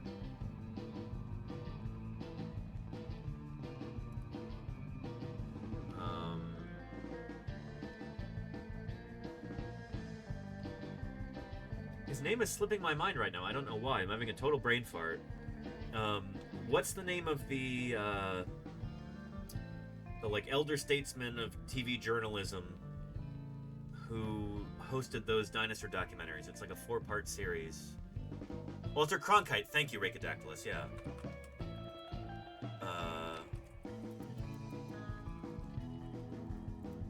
There we go.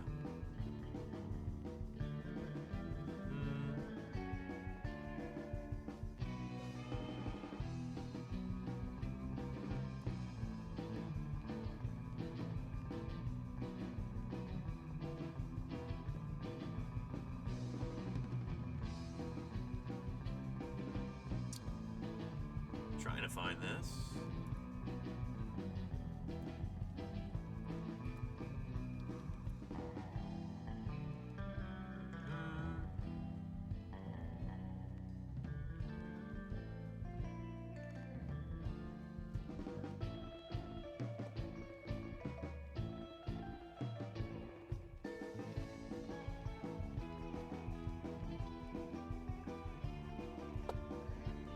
Where was that? I guess it's here.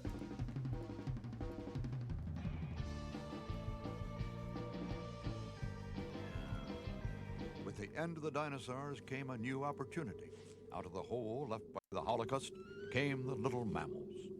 If you want to argue, is plausible that mammals got through and dinosaurs didn't, because mammals were small and smallness conveys advantages. They weren't small because they knew a mass extinction was coming. Presumably they were small for negative reasons, because dinosaurs dominated the environments of large-bodied creatures.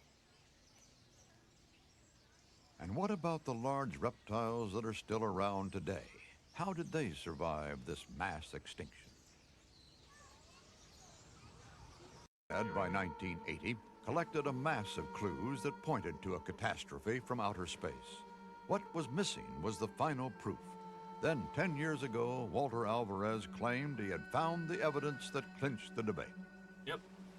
Alvarez didn't introduce the first extraterrestrial hypothesis. There have always been extraterrestrial hypotheses, but in the past, they were in this curious scientific limbo. That is, they were perfectly plausible. I'm trying to find this clip with... What good is a plausible theory for which there's no recorded evidence?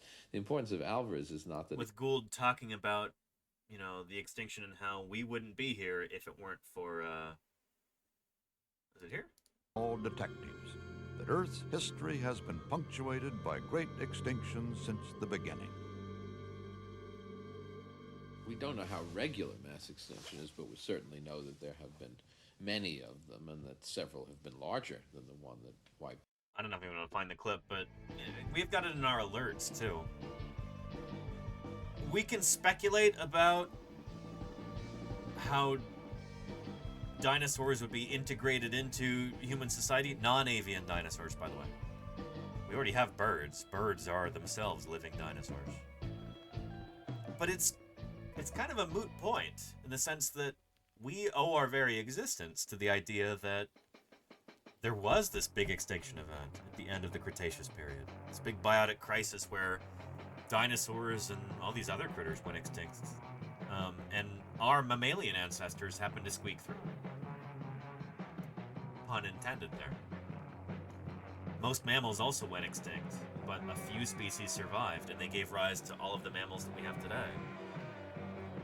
So, you know, I could wax lyrical about some sort of, you know, like Dinotopia society with people riding on the backs of dinosaurs and, you know, stuff like that. And that's cool and fun. But the real point to be made is that it was because of the extinction of the dinosaurs that we evolved in the first place. That's how mammals got their big break. So that's the real point I want to make here. That's what I want to hammer home for you. Yeah. Yip snakes. Is it yips snakes? Or is it yip snakes? Welcome to Paleontologizing. Yip snakes says dinosaurs are a myth. What do you mean by that? Are you really going to come here to the channel of a dinosaur paleontologist and tell him that somehow dinosaur fossils are fake or something like that? I literally just spent 2 months out in the field digging up dinosaurs live on stream. I hope that's not what you're saying. Because if it is, you've got a rude awakening coming. Shoot. Anyway. Yeah. Bokrop says, do you think humans are going to become extinct completely at some point? Yeah, eventually, you know, every species either goes extinct or gives rise to another species, you know? That's, it's an inevitability, sure. So, yeah. Science is like a blabbermouth who ruins a movie by telling you how it ends. Well, I say there are some things we don't want to know. Important things. Yeah. Gims Foretelling, thank you for the follow. Welcome to Paleontologizing. Good to have you here. Anyway, yeah.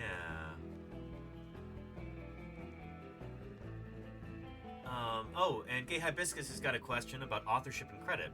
If a paleontologist discovers a fossil of an organism outside their purview, like someone who focuses on ornithischian dinosaurs, finds a fossil of some Cambrian crinoid ancestor, will that discoverer get naming rights?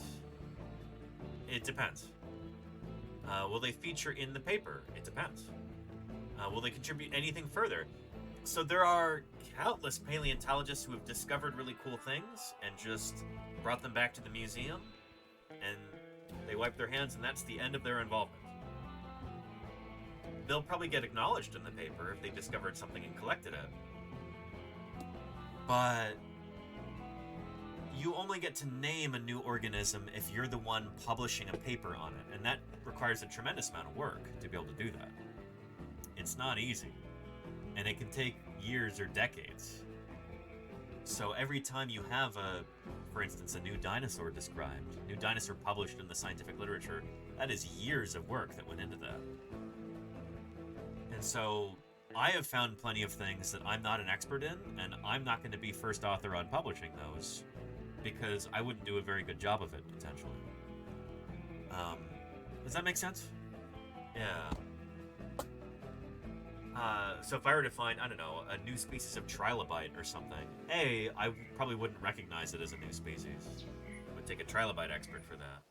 So I would call up a trilobite expert and be like, hey, does this look interesting? And then she would run with it.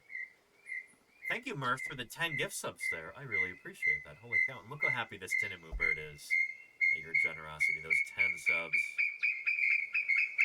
Get out of there, it's gonna blow! Murph is overloading the system with 10 gift subs.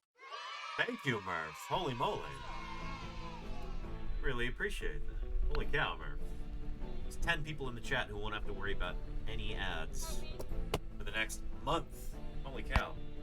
It'll be September, mid-September, before they've got to think about ads at all. Appreciate you, Murph. You know that, but I still like to say it. Thank you for your ongoing support. And, Giljan, how are you doing? Welcome to Paleontologizing. It's good to have you. Anywho. And DM Wing, what's your favorite monster? Gila monster. Because it's real.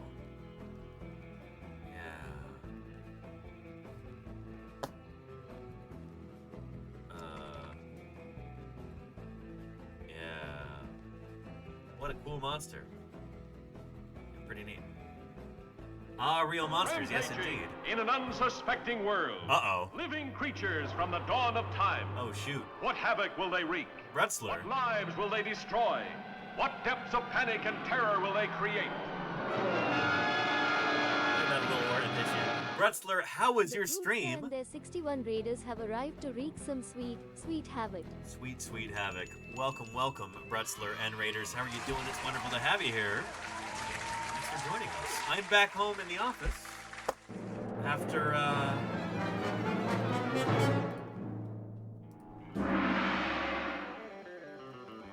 almost 2 months of fieldwork this summer.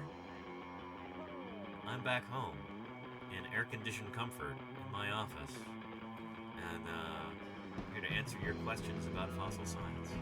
MP Sound, thank you for the follow.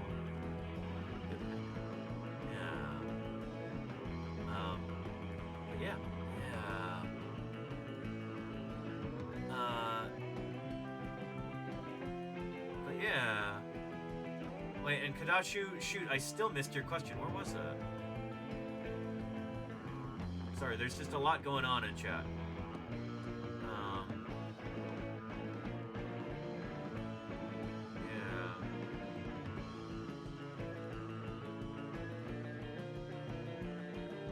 And is the skull in the background resin or filament printed? No, that's 3D printed there, Brutzler. Yeah.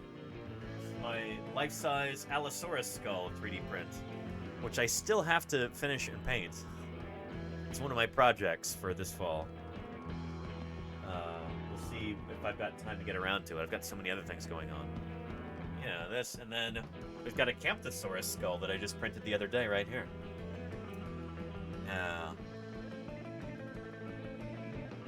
But yeah. And painting stream, probably not for that because it's too large, Casey. So the Allosaurus is going to be a multi-day project, and it's not really going to be conducive to, yeah, I don't know. And I find it difficult sometimes to lavish enough attention upon chat and concentrate on my work at the same time. That was something I had difficulty with in the field, too. And Me Chow, thank you, Mikal, for the follow. Welcome to Paleontologizing. Yeah. But yeah. So anyway.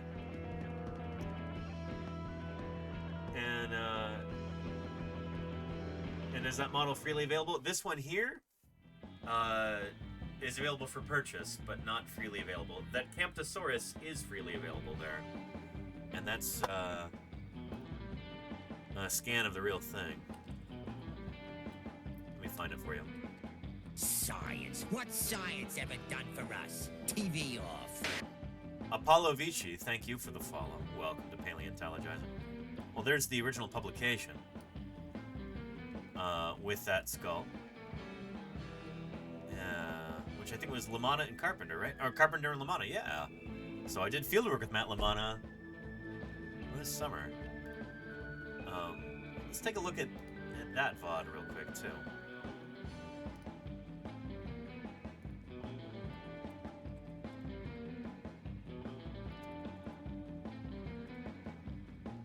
Here we go.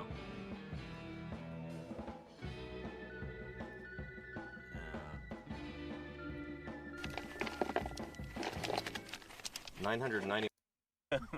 But or monophyly. You know, here he is, right here. I do wonder. Yeah. I think it's. I mean, ultimately, they're all related to each other. Oh yeah. You could just push sort back of where you put the node. You know what I mean? Yeah, but, like, yeah. How do you, like, if you don't want to destabilize the nomenclature either. So. Mm-hmm. It's wild to me that, like, until fairly recently, it was like the 70s or something, dinosaurs were not considered a monophyletic group. Yeah. Bacher actually. In Galton, I think, right? I think you're right. Yeah. Yeah, there's a 76 or something like that. Yeah, and then about to there's say in, 1976. Bob's book, The Dinosaur Heresies, which was like I must have read that a million times when I was a kid. I did too. Yeah. There's a chapter called Dinosaurs Have Class, and it's this is back when Linnaean taxonomy is still very much the dominant version. And so he was arguing that dinosaurs should be a class alongside. Chicken Bacon Swiss says the spitting dinosaur from Jurassic Park probably didn't spit. Yes, you're correct. Dilophosaurus. Let's just say that we have no evidence that it did. Yeah. Venom, at least. I mean, it spit saliva for sure. But it wouldn't have needed to have any like crazy tricks up its sleeve in order to catch its prey. Like, it's a big animal. Yeah, that's the other thing is in the movie it's not shown as it's actually the opposite of the velociraptors which are shown as too bigger than they were, a lot bigger. That's why they made it small apparently in the movies. They didn't want audiences to get it confused with the Dromaeosaurus. Oh, that's interesting. Yeah. I actually didn't know that. So Dilophosaurus, I think there's a new video from Fossil Crates on Dilophosaurus. There it is right there. Oh, hi. I'm Dr. Brian Curtis, hanging out with an animal from Arizona, Dilophosaurus. This is the Brian Eng skull. Check it out. Beautiful eyes. He incorporated the hypothesis of feathery coating on these larger theropods. We know it happened in some tyrannosaurids. He put it across the top. And we have some specimens out of Canada that show the similar ostrich-style naked legs with downy fur on top. By down, I mean feathers. Check it out. You can't really tell there's a subnarial gap there. You can't tell at all. But on the skeleton, there's a big notch. He's got the ear, and he's got those little filamenty things coming off of it. He uses a color like we just saw on some lizards when we were out this summer, a few days ago, goofing around. Bright coloration. It's a very beautiful animal. Very cool. Neat stuff.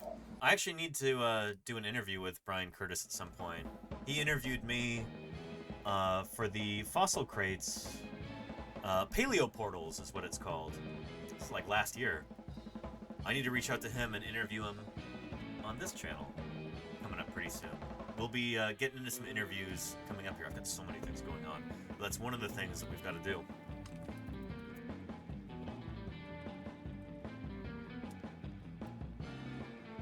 But if you'd like to be brought up to date on Dilophosaurus, shoot, this is how Brian Eng constructed this model. And it's wonderful that he did that. So many people's kind of mental image of Dilophosaurus is colored primarily from, colored by the Jurassic Park film. This animal was very different than you saw in that movie. That wasn't a particularly faithful reconstruction. This right here is actually based on our best understanding of the animal according to the information that we have nowadays.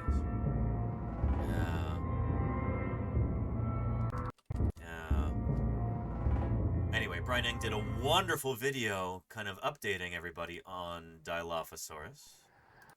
Fossils of this strange are the mysteries. One of the dinosaurs found related to crocodiles were numerous formidable predators. Anyhow, if you'd like a modern update on Dilophosaurus, in the early Jurassic, evolutionary diversification and experimentation in the wake the video of to the check end out. Triassic extinction. The prolonged lack of a thorough scientific description has also affected how Dilophosaurus has been depicted in paleoart and pop culture. Yep.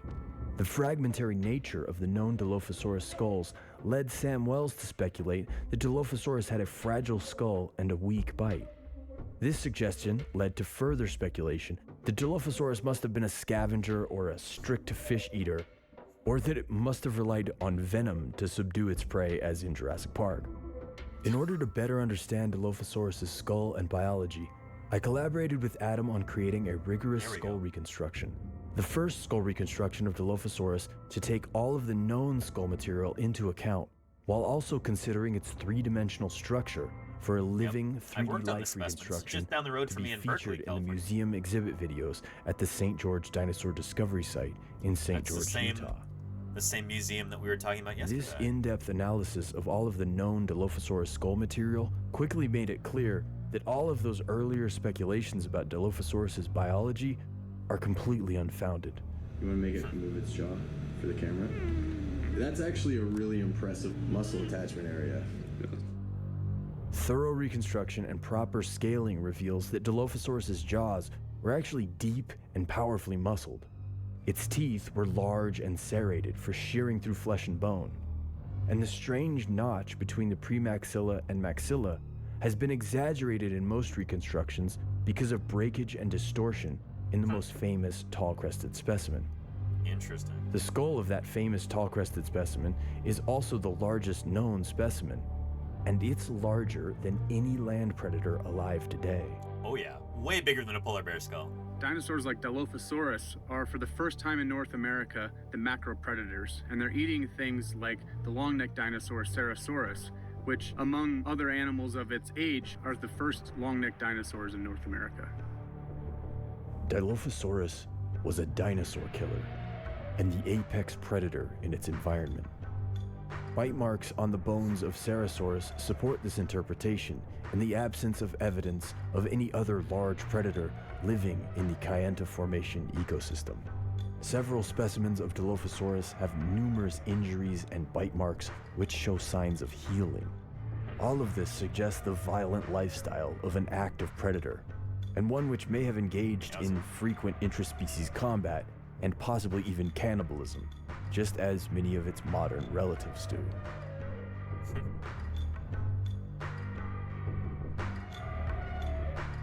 Dilophosaurus' most bizarre and prominent feature, the two bony crests on top of its head, excellent have also video. been the most consistently If you like misunderstood Dilophosaurus, feature you need to of watch all. this video. Most paleoart Bring your depictions understanding of have it simply up to covered the date. crest in a thin sheet of skin and separate it from the antorbital fenestra, that large window not into the the nasal case, though. sinuses between the nose and eye sockets in the skulls of theropod dinosaurs. But when you see the skull from the front, it becomes clear that the crest isn't separated from the antorbital fenestra at all. It's an expansion of it. Yep. Pretty cool. Anyway, the that skull that you see right there is the, I believe, paratype of Dilophosaurus. And the woman holding it here is Pat Holroyd. She was my mentor at Berkeley back when I was in high school. I owe Pat a tremendous amount because it's kind of how I got my start in dinosaur paleontology, in professional paleontology in general, was under Pat's tutelage. So, yeah, shout out to Pat Holroyd. Have small crests formed by the lacrimal and nasal bones in the same area. Anyway. And almost all of these crests have hollow spaces inside of them, left by air sacs expanding from the antorbital fenestra up into the bony crest. Anyway, cool stuff. I'm glad this has 1.2 million views. It absolutely deserves it. It deserves more. Wonderful, wonderful video. If you like Dilophosaurus, make sure you watch it. And Sabina Bean says, I know we always have questions about favorite dinosaurs, but what's your favorite alive dinosaur? Oh, my favorite modern bird? I've got a few different favorites. One of them has got to be the Hoatzin. The chicks of these have got claws on their wings that they use for climbing trees. It's really, really cool.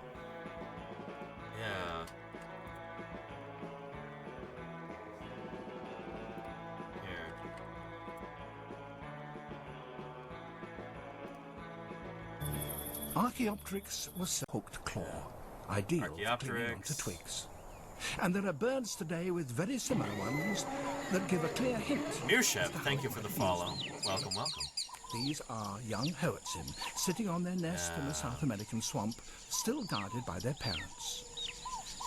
A hoatzin chick has an adventurous disposition and starts clambering about when it's only a few days old.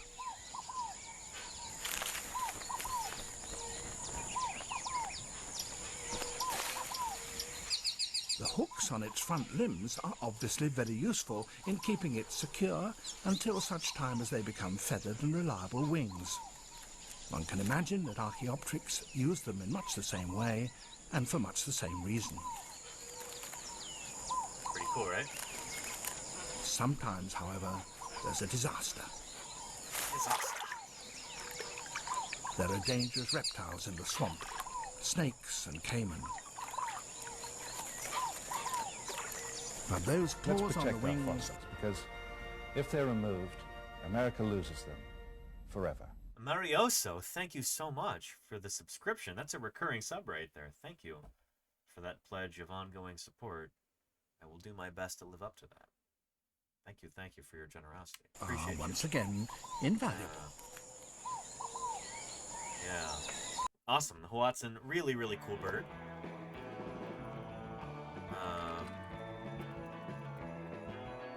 Another one of my favorite birds is very much endangered. It is the largest land bird in North America, the California condor. The vultures are endangered, but a program led by the U.S. Fish and Wildlife Service is trying to save them. Our KTLA's Chip Yost traveled to a wildlife refuge near Bakersfield to see what's being done. So we have one, two, every bone that we find tells four us something about how the world was 80 million years ago, which is Easy MPZ, thank you for the follow. Welcome, condors kind of circling over the hillside across the valley from us. At the Bitter Creek National Wildlife Refuge, about 35 miles southwest of Bakersfield, an amazing recovery story is underway. The California condor, once speeding towards extinction, is making a comeback. We are seeing gains in the population. We are seeing condors breeding in the wild and pairing up and finding their own food and doing everything that they need to do to be successful. With a 9.5-foot wingspan, the California condor is the largest land bird in North America. But at one point in the 1980s, worldwide, there were only about 24 of them known to be left in the wild. So that's when a decision was made to try and capture them. In 1987, the last known California condor living in the wild was captured on this hillside and put into a captive breeding program in an effort to save the species. This is video of that last In all the condor. world, there are fewer than 40 full-time dinosaur paleontologists. Marioso, thank you for the 5 gift subs. I 3 really of them appreciate that. are leading this expedition. Holy cow. Thank you for your generosity there. There's 5 people in the chat. We won't have to worry about any ads at all 5 subs. for the next 30 days. Thank you, Marioso. I appreciate your generosity and your support. Good stuff. As it was taken away.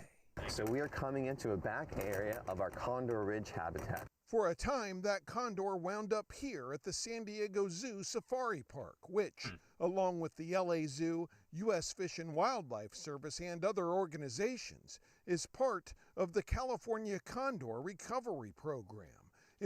DM Wing wants to know, is that a viable base population? Only 25 individuals?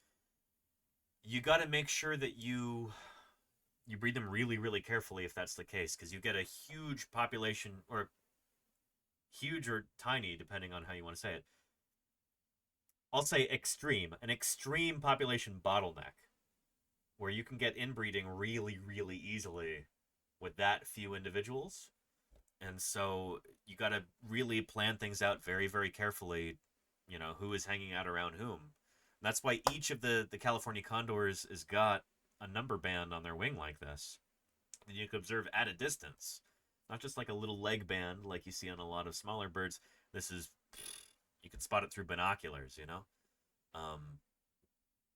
Yeah, Yeah. It was here where we met Moloko, who in 1988 became the first condor in the world to ever be bred and hatched in a zoo.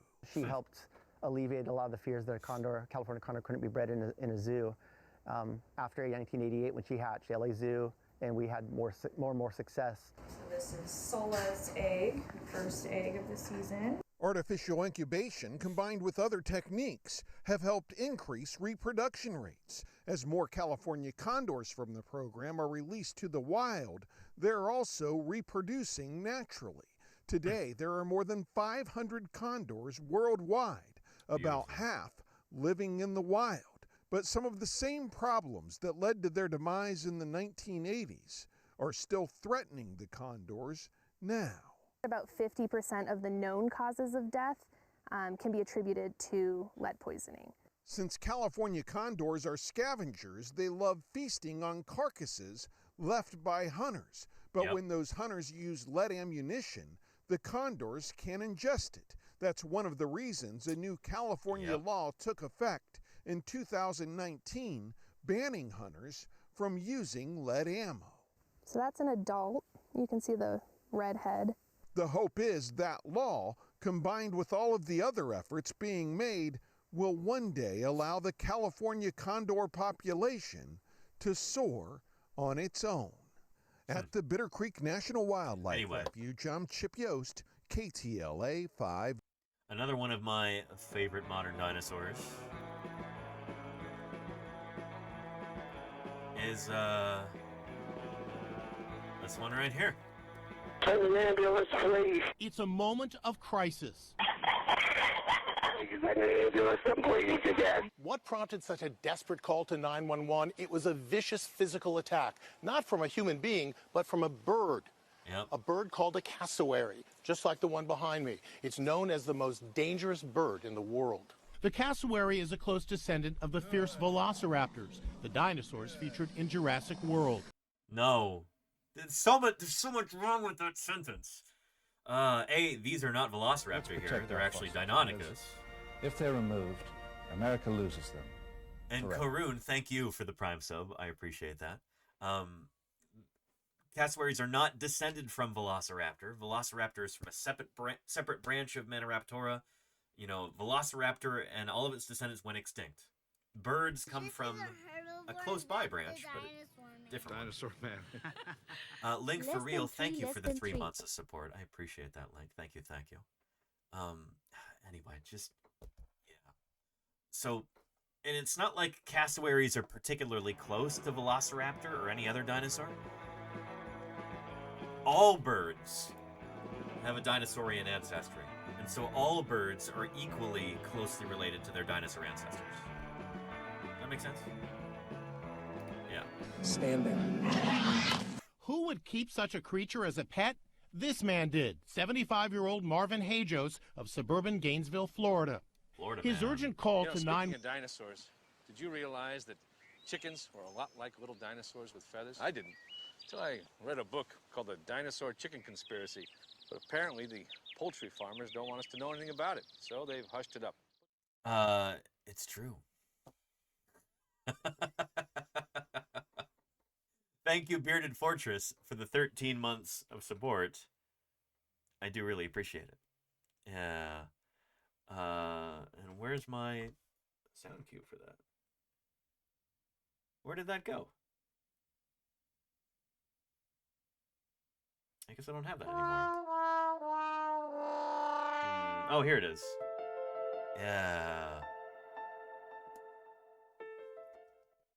Anyway, let's continue. 911 came after he was attacked by his pet cassowary. And Crimson Carnotaurus says the Velociraptor in Jurassic Park are more like oversized Dromaeosaurus than Deinonychus.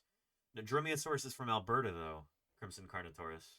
And we don't really know what it looked like. We've got pretty scrappy remains of it.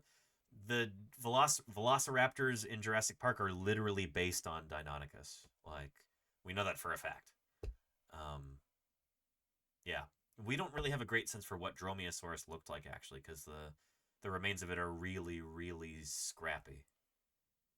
In a fight between cassowary and man, he didn't stand a chance. Somehow, Hejos was able to call a friend, who then placed his own call to 911, urging police to get there quickly. He sounded really frantic on the phone. All he said was send an ambulance, send an ambulance, send an ambulance. Zookeeper Debbie Morganson uses a rake, especially during breeding season, when the birds are protecting their eggs. And look at that egg, by the way. Beautiful egg. Just gorgeous. And it's thought that maybe that vibrant coloration may have evolved as a way to get the males to sit and incubate the eggs, because it's the males that actually do all the incubation and care for the young and everything else. The females just walk over to the male's nest, they breed with the male, they lay their eggs in his nest, and then they leave. So it's dad who's, you know, there with the kids afterward.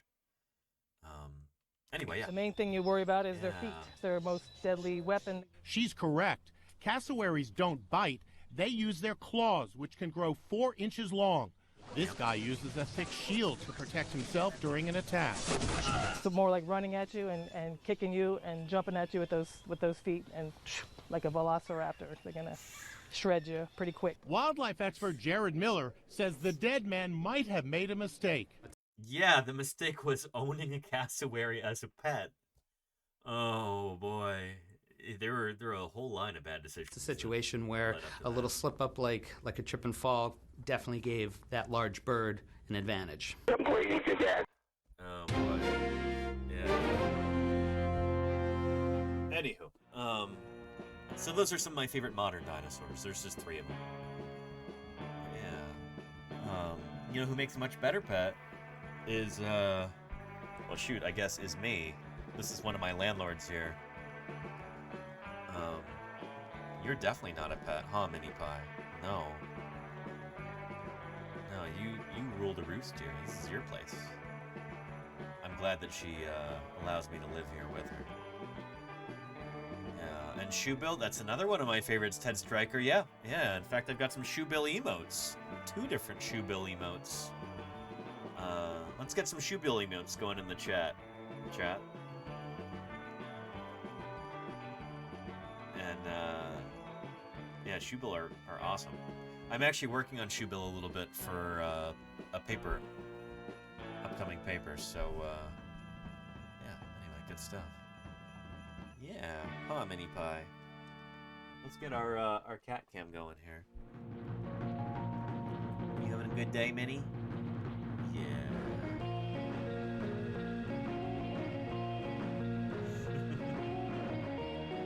Cats the Dreamer says the pies, yeah. Moon Pie, Mini Pie, and Sweetie Pie. This is Mini Pie here. They are vicious predators who will devastate ecosystems if you let them out. Oh yeah. You know, they'll be, you know, coming back home with neighborhood children between their jaws, and postal workers, and teamsters. And you'd probably be like, oh, look what I brought for you. It's like, shoot. You know, that's the local union lead. Don't do that. That's not good. Like, you know, elk carcasses left at the doorstep.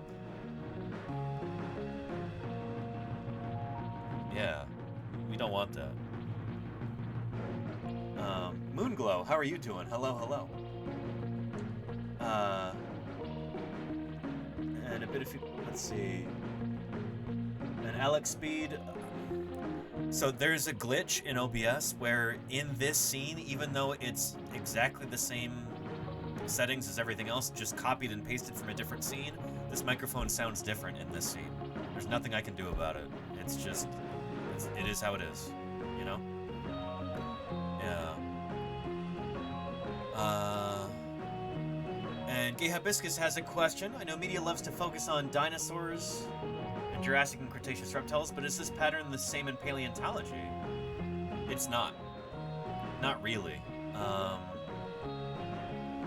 No, the majority of paleontologists do not work on dinosaurs. Dinosaur paleontology is just kind of the tip of the iceberg. There are more dinosaur paleontologists working today than at any point in the past. but dinosaurs are still the tip of the iceberg. Like, as for the... If we're talking about the Society of Vertebrate Paleontology, the number of people who actually work on dinosaurs is not a majority. I know dinosaurs get a lot of attention, but yeah, and here I think I can demonstrate that briefly. No, not for you. Sorry. Here we go. This. I can't see the screen deck. There we go. Yeah. Watch out. So this is an issue of JVP. This one's from 2019. This is the Journal of Vertebrate Paleontology. And we can take a quick look through this. Even though we've got a dinosaur on the cover, this is our piece of cover art here, the majority of papers in here are not going to be on dinosaurs. So First Cretaceous fish fauna from Malaysia. Not about dinosaurs.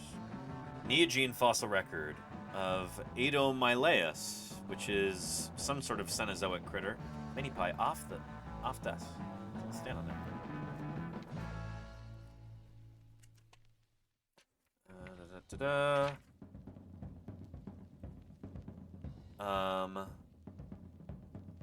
Let's see. Yeah, this is a teleost fish, so a ray-finned fish right here. We've got some fossil amphibians. You know, like the majority of stuff published in here is not on dinosaurs. Yeah, this one's an ichthyosaur, I think. Yeah, and then we've got... I'm not even sure who that is, but some sort of aquatic reptile, not a dinosaur. A skinid lizard from the Miocene of Australia. Anyway. Yeah. Basal alligatorid. Diplocynodon.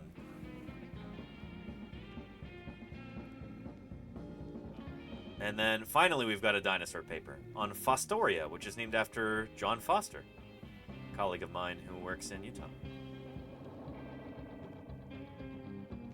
Yeah, and then we've got another sauropod dinosaur there.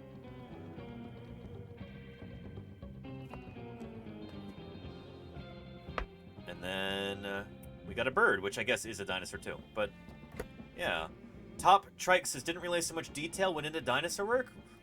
What do you mean? You think we're just sitting here with coloring books or something? Trying not to be insulted, but you know, paleontology... But it may not seem like much. 500 bits goes a long way Pullshot. towards supporting science. I'll preach here on Trish. Thank you for the Are 500 there cat bits. treats in that book? Asking for a friend. Not in the book, but there's other ones on the desk, which Mini Pie has not eaten. Maybe she just didn't spot them, or maybe she's just not that hungry. I don't know. But there's treats for you here, Mini Pie. Look.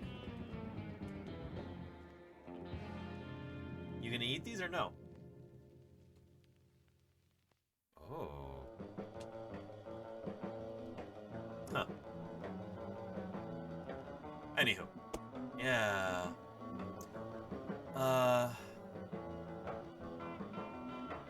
Yeah, anywho. And Whiskey Pack says, is an ichthyosaur what the Loch Ness Monster is believed to be? I mean, the Loch Ness Monster isn't believed to be anything, it's a myth. Sorry to burst everyone's bubble, but it's not a real thing. But kind of in pop culture, it's plesiosaur is usually the thing that people reach for. Let me show you.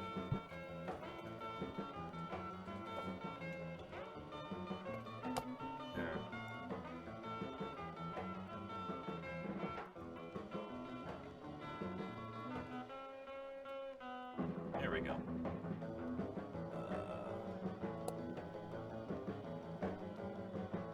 Yeah, like from the famous surgeon's photo, which turned out to be a hoax. There you go. So, plesiosaur, a long-necked plesiosaur in particular. something like Plesiosaurus cryptoclidus. Mini Pie, you're knocking stuff over. Don't watch that tail. Break my lights. Anyhow, yeah.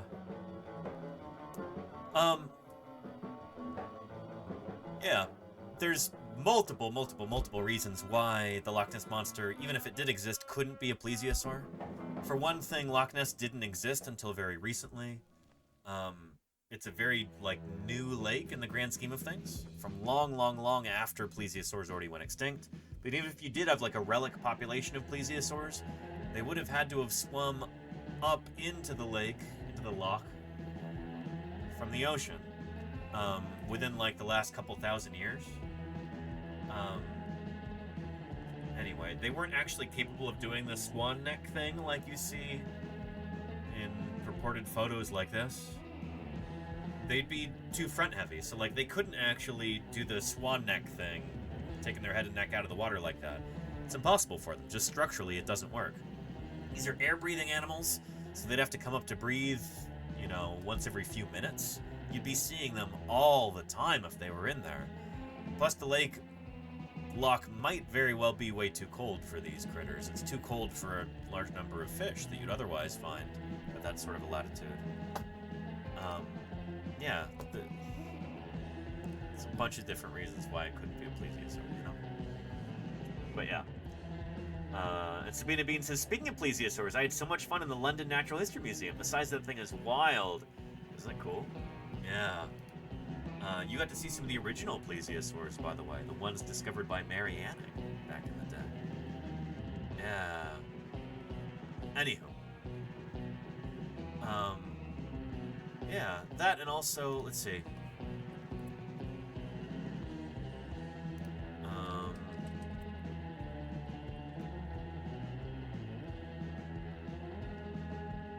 Let's see.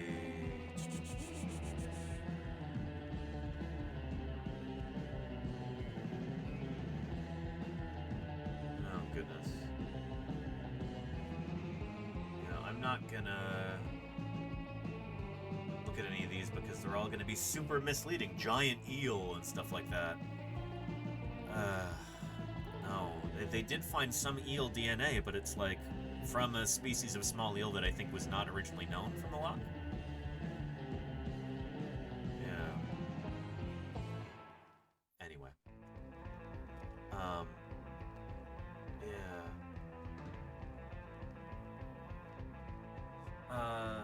But yeah. And Crimson Carnotaurus says, is there evidence of plesiosaurs found in what used to be bodies of fresh water? Possibly, yeah. Yeah, I think Nick Longrich actually published on that recently. From the Chem beds. Oh boy, this is what really bugs me about this kind of journalism. Is the Loch Ness Monster real? No. Evidence of existence plausible after plesiosaur discovery. Yeah. This is, it's so irritating because the actual cool, real, exciting thing about this is we've got evidence of plesiosaur fossils from what could be a freshwater environment. They may have swum upstream from the ocean and hung out in tidal estuaries or maybe even further upstream in actual freshwater environments. That is really, really cool in and of itself. But then the BBC, which I'm not always the biggest fan of, they've got to sensationalize this and basically just turn it into clickbait garbage. You know? Yeah.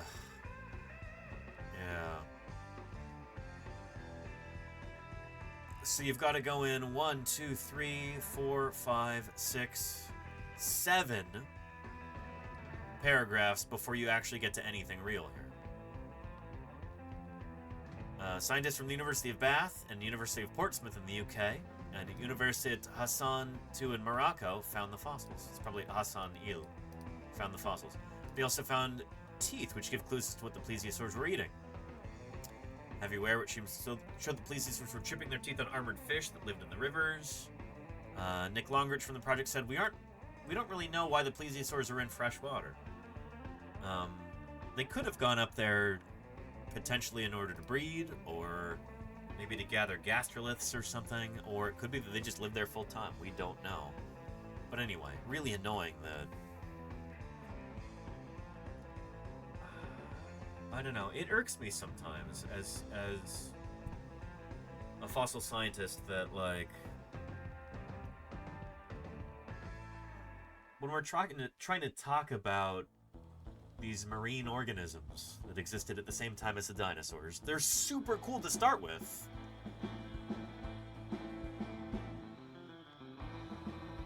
But then, you know, it's like journalists or other people or members of the public are like, oh, you know, it's just annoying that, like, they have to resort to pop culture myth or something in order to be able to relate to it in any way. It just kind of bugs me. You know? Imagine if... I feel like in other areas this isn't so much a problem. Like, if there's conservation news about rhinoceros, for instance, you know, news might just report on that. Like, yeah, rhinoceros. Cool. It's not like they're gonna go, you know, oh, there's this creature, mythical creature with one horn. Is it a unicorn? Blah, blah, blah. It's like, no. Everyone knows what a rhinoceros is, and we can talk about that. That's enough to capture people's attention so they can read about it. I think a really cool swimming reptile from the time of the dinosaurs is also just very cool on its face. You don't have to throw in all this nonsense about the Loch Ness Monster and bury the lead. It bugs me, you know? It bugs me. So yeah. Anyway. And is that a swimming Spinosaurus? Yeah, well, it might be wading. I don't know.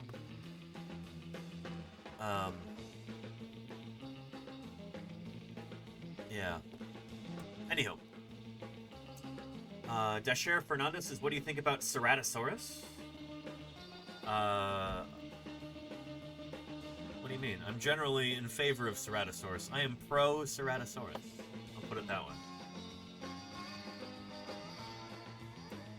And I have even been a Ceratosaurus before.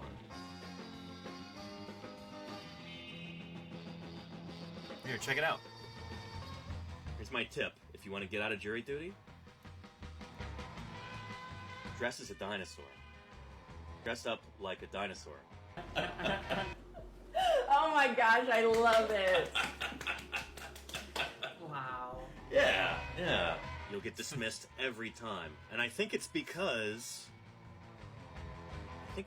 lawyers, most of them have seen Jurassic Park, the movie, in law school.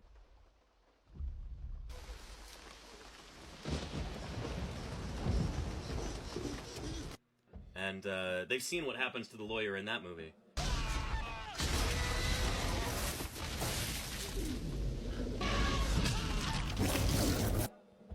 They don't want that happening to them. So if you're dressed as a dinosaur, they'll just instinctively send you home. So there you go. It's a tip from old Danny for you. Anyhow. And Lenina says, it didn't work for me, Daddy. In fact, I received another summons 4 days later. Sorry, Lenina.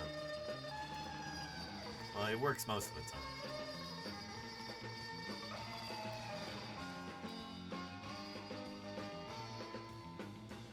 But, yeah, that was a costume that I put together a few years back. There we go. Ceratosaurus skeleton. It's a really cool dinosaur. Love Ceratosaurus. And when I got to visit Fruta, Colorado, when we went to Rob Gaston's workshop a few weeks ago, they've got Ceratosaurus stuff all over the place, because apparently Ceratosaurus is actually the official town dinosaur of Fruta, Colorado.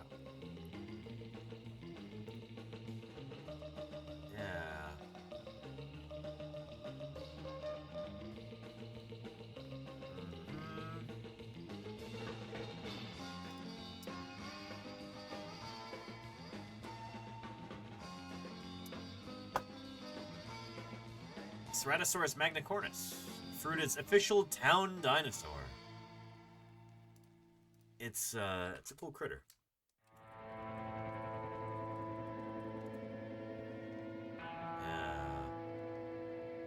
So there is the skeleton.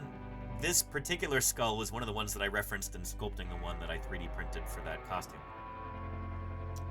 But it's a neat critter. Ceratosaurus, gotta love it. Very charismatic dinosaur. And it's also appeared in a number of different films over the years. In fact, Ceratosaurus is kind of it really punches above its weight in terms of dinosaur depictions. A few years ago, on the anniversary of the publication of Ceratosaurus, which is also L.J. Krumanacher's birthday, I put together a little supercut of Ceratosaurus clips. Here we go. Look out!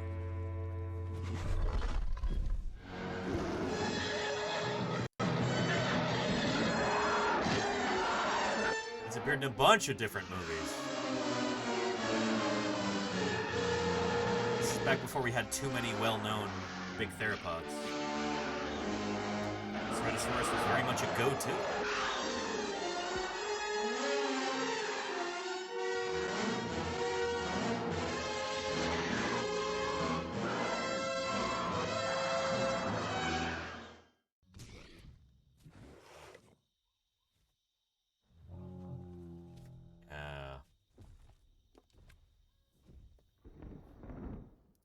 Anywho, good stuff. So, yeah, I don't know. I like Ceratosaurus.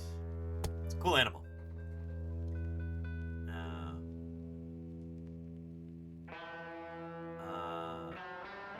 Good stuff.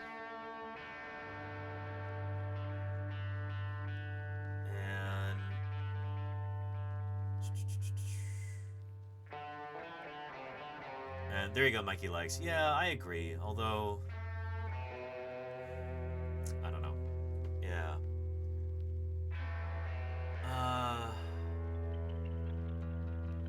Reviewing some of the worst dinosaur parks in the world. I try and keep things relatively positive if I can.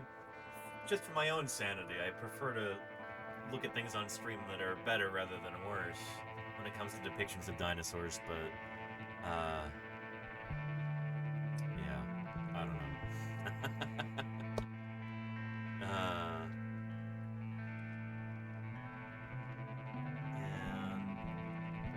wanted to put Carnotaurus in Jurassic Park 3. That makes sense. Crimson Carnotaurus, yeah. They had Carnotaurus in the novel, The Lost World. The Crichton one, obviously. And Casey Snowart says, my last repetitive question of the evening, did we get all the fossils out of the ground at the Utah site? There are more left for next summer, absolutely. Ones that we haven't found yet, and maybe some that we did find already, too. We're excited to go back. We're gonna have our work cut out for us. We're gonna have our hands full. Oh boy, yeah. Yeah. Good stuff. Castle Dreamer says, I haven't seen the Danny dinosaur costume before. Well, let me go get the skull.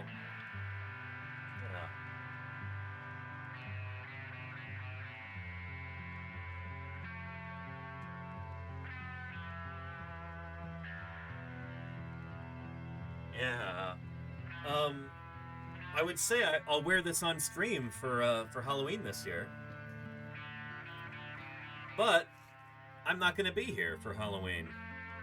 I'm going to be at the Society of Vertebrate Paleontology meeting, presenting some research, hanging out with friends and colleagues, and kind of catching up on the very latest, as yet unpublished dinosaur science and vertebrate paleontology science in general. I'm very excited about that.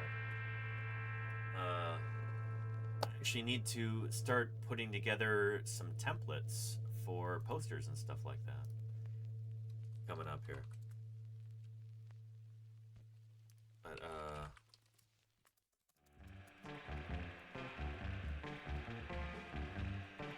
what is SVP? Well, I'll show you.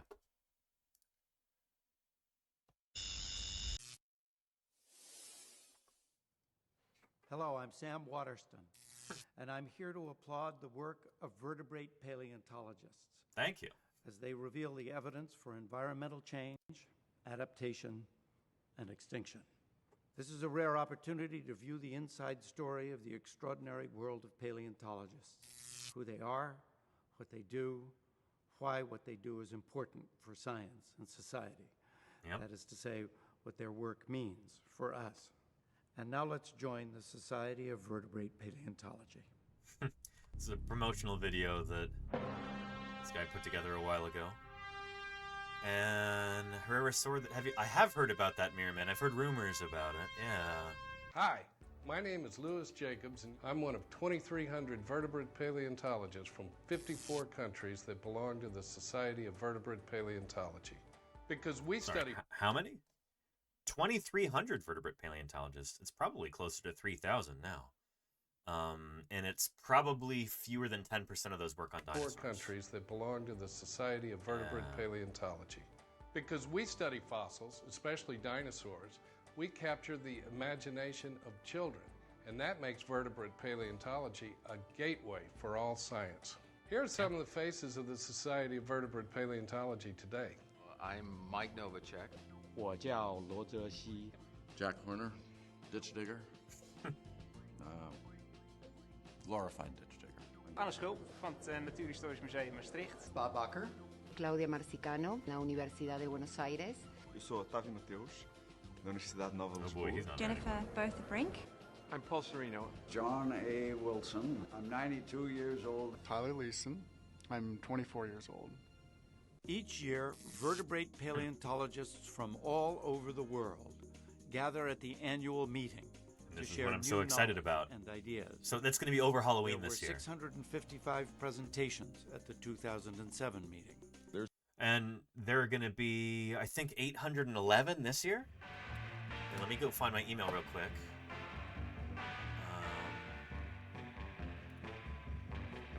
Let's see.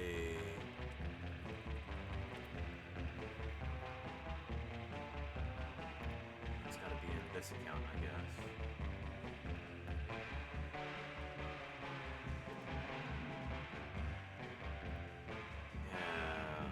So I've got 2 abstracts that I'm presenting on, so 2 different presentations. Oh, 708 abstracts were submitted and received multiple double-blind reviews.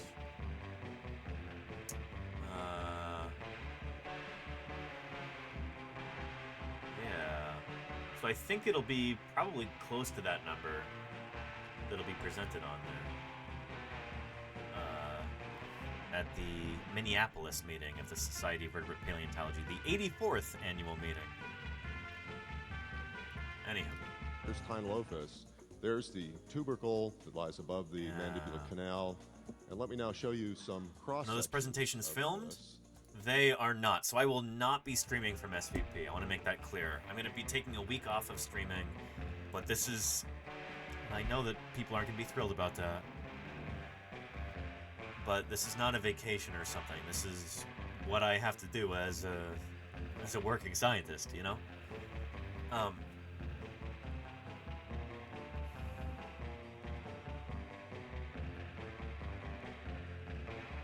I guess that's the difference between somebody who just presents on science and somebody who actually works in science and is moving to drive the field forward. Not like there's anything wrong with people who are just science communicators. But that's not me. I'm also actively doing work in this field, and that requires doing field work, doing research, publishing, and then presenting at conferences like this as well, talking with colleagues, all that good stuff. So, I am, of course, a scientist first and a streamer second. Or sometimes third. So, it's just how it goes. But I hope you understand, you know? Yeah. Anyway, yeah. And how are digs like Utah funded? Government? By paleontologists? Lokni, great question. So our work in Utah this summer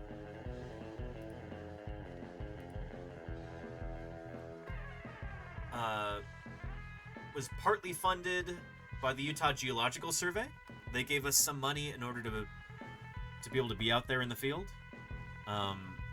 Ethan and Jim and Don are all employees of the Utah Geological Survey, the state government there. It's part of the Department of Natural Resources, the DNR, for Utah. And so part of our funding comes from that. Though it may not seem like much, 500 bits goes a long way towards Mr. Bullshot, supporting thank you for the science 500 outreach bits. here on Twitch. I appreciate You that. are an epic streamer. I appreciate that, Mr. Bullshot. Thank you for the kind words and for the bits, too. I appreciate that. Yeah, so part of our funding comes from the state government a little bit. Though it may not seem like much, 500 bits goes a long way towards supporting Thank you science for the outreach here additional on 500 Twitch. bits. Thanks for taking us to the dig. You bet, Mr. Bullshot. Thanks for being there, and thank you for your contribution. I appreciate that. Part of the money for food and stuff also comes direct from Ethan, Don, and Jim, who use part of their stipend that they get from the state. Like, that's money that goes to them, but they contribute that to pay for food for all of us to be out there in the field. And then part of the funding also came from the Utah Friends of Paleontology, from UFA.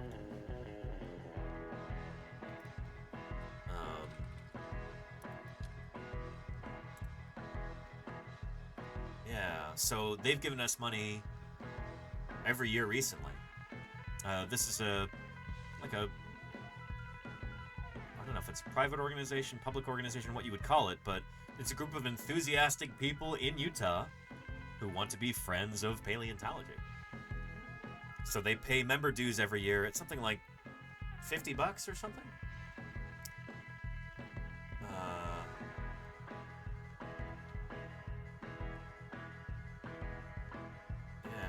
Join or pay 2024 dues. And there we go. Individual membership dues, $15. And then people who are part of this organization will also sometimes give to a general fund in order to be able to help pay for research and field work and stuff like that in paleontology throughout Utah. And then there was some contributions from members of this community as well to our budget this year. I got some generous contributions from members of chat to buy us stuff like pizza for dinner. I really appreciate that. But all told, our budget for the whole summer, excluding wages for those people who are employed by the Department of Natural Resources, our budget was maybe a couple $1,000s, maybe less, might have been less than $2,000, for 3 weeks of field work and literally hundreds of iguanodont bones that we dug up. Over 100. So yeah, we do a lot with few resources. That's often how it goes in vertebrate paleontology, for sure. Yeah. But yeah. Cheap. It really is, DLing. Holy cow, especially when you compare it to like other fields in science. You talk with Balint at Science Streams, and Balint is like, yeah, to run a single like sequencing experiment on fruit flies or flatworms or something like that, that might be $50,000 just like that. $50,000 would pay for several years of field work in my discipline, in vertebrate paleontology. Yeah. And Jazzbomb Croft says, so I could fund a dig? There have been members of this community who've literally done that. Yeah. For sure. Yeah. What about the Wyoming dig? So our total budget there, I think was about $20,000. And that's for 31 or 32 days of field work. We had about 80 or 90 people who came through camp over the course of that summer, over the course of that month. So that's all of our food, all of our fuel, all of our vehicle rentals, paid for flights for some members of the crew, all of our supplies, plaster and burlap and water, and all the tools that we needed. It's and we got several new species of dinosaur from that. So it's It's a big bang for your buck. If you've got any stupendously wealthy people watching right now, and maybe we do, if you've ever wanted to contribute to a scientific endeavor, but you want a big bang for your buck, you want to make a big impact with relatively paltry funds, dinosaur paleontology is a way you can do that. We have a tendency to pinch every penny. We work on the cheap. We get a lot done with few resources. Something to think about.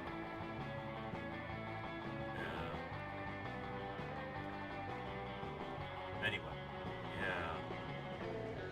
And an Archosaur dig in Texas, very cool, Steve X Racer. What kind of Archosaur? That's a big group. That's everything from crocs to birds. Yeah. And does publishing new dinosaurs bring money? No, the opposite. Usually it costs money, Sabina Bean. Yeah. If you want to publish your paper in an open access journal, so a journal that's not paywalled for the general public, then you usually have to pay publication fees up front. And it could be a few $100s, it could be multiple thousands of dollars. Publication takes money. So, yeah, and sometimes that comes out of our own pockets. Sometimes you have a grant that you're working with, sometimes your university library will pay the publication fees. But I'd say more often than not, that's something that kind of has to come out of your budget or out of your pocket personally if you're publishing a paper. Yeah. Yeah. And a crocodile site. Very cool, Steve Racer. Very nice. Yeah, can I ask what age? Mesozoic? Cenozoic? How old's this croc you're digging up? Yeah. And Racodactylus says, last open access article I published at a $1,400 price tag. Thankfully, the university paid it, though. Nice.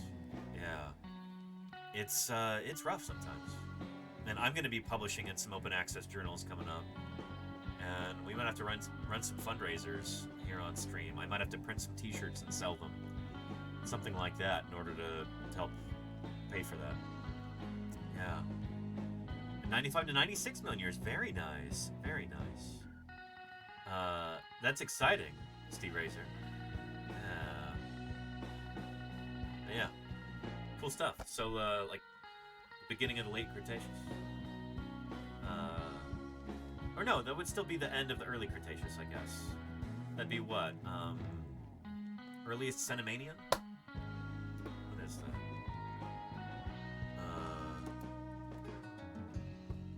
Look at our chronostratigraphic chart. 96 would put it here, yeah, within the Cenomanian. Nice. So the beginning of the upper Cretaceous. Very nice. Pretty cool. Yeah. Pretty neat, Steve Racer. Pretty neat. Sabina Bean says, one day, paleontology will be appreciated enough where there is enough funding for the science to science. One day. I hope so. I don't know. There's a long and storied history of underfunding fossil science. Which is frustrating.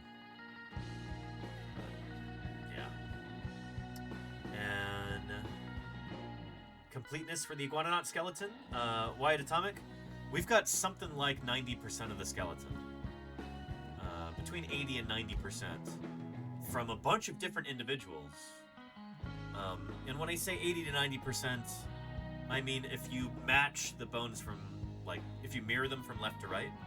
So, like, you know, if you find a left humerus, left upper arm bone, then you don't necessarily need the right humerus because it's just a mirror image, you know? Animals like tetrapods that generally have bilateral symmetry, the right side is a mirror of the left side. And so when we say we've got 80-90%, we mean like of those parts that you can mirror and then the axial skeleton as well. We've got a good portion of the skull and then most of the rest of the skeleton too. So pretty exciting. Pretty exciting. Dr. Irrefutable, thank you for the 100. Danny, do you have the Jurassic Park Transformers set? I with don't. the T-Rex and Jeep Transformers robots? I can't say I've ever heard of that, actually. No. Is it cool? Anyway, thank you for the 100 bits, Dr. Irrefutable. I appreciate it. Yeah. And Rhacodactylus, as usual, makes a very good point here. The only science that is ever appropriately funded is the science that can benefit the military. Everything else is underfunded, often to a calamitous degree. Yeah. Which is lousy. But at the same time, at least I can sleep at night as a dinosaur paleontologist, knowing that my research isn't contributing to the vaporization of Yemeni children or something like that, you know?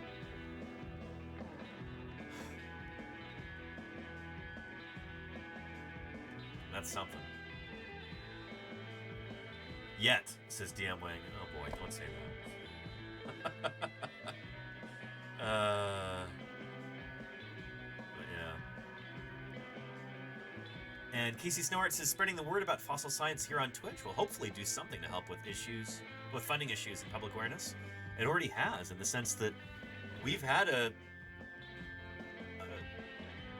actually an impressive by our standards, impressive amount of funding come through from members of this community. We had that big crowdfunding campaign in 2023.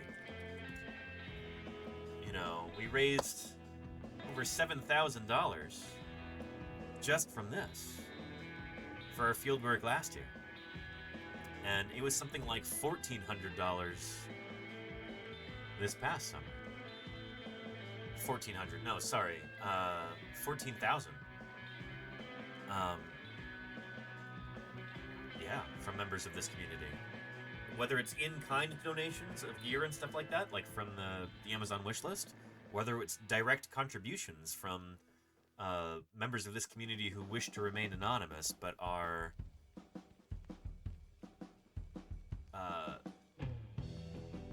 well,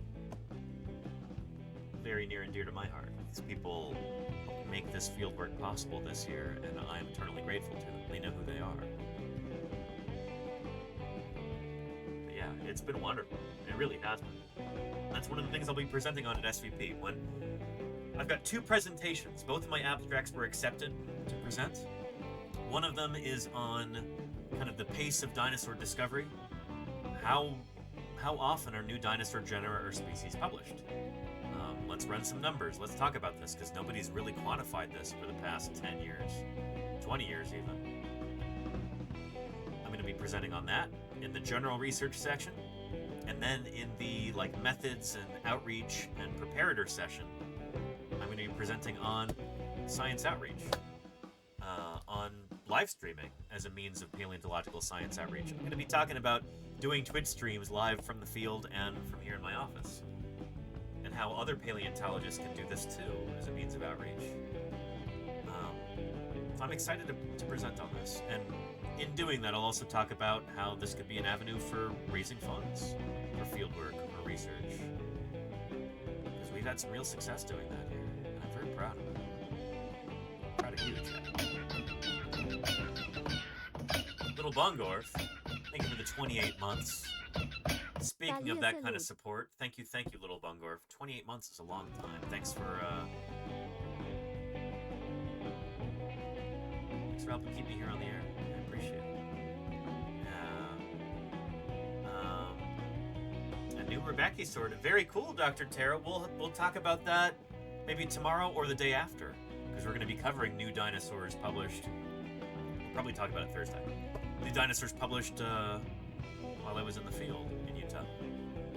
Cool stuff. Yeah, good stuff.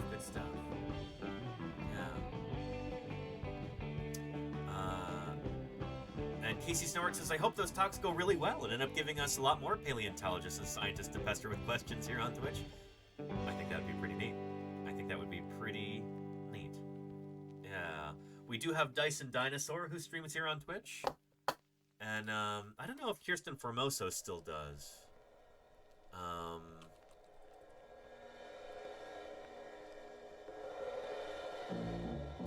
But I recently found out that she also streams on Twitch.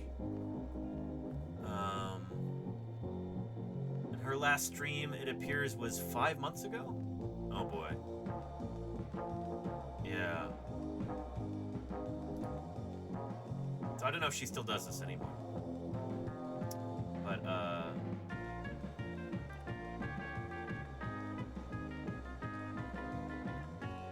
yeah. Anywho. And Sabina Bean says it would be fun to have more paleontologists from different countries. It would be fun to hear about their approaches and views and experiences differ. I agree. No, you should go check out,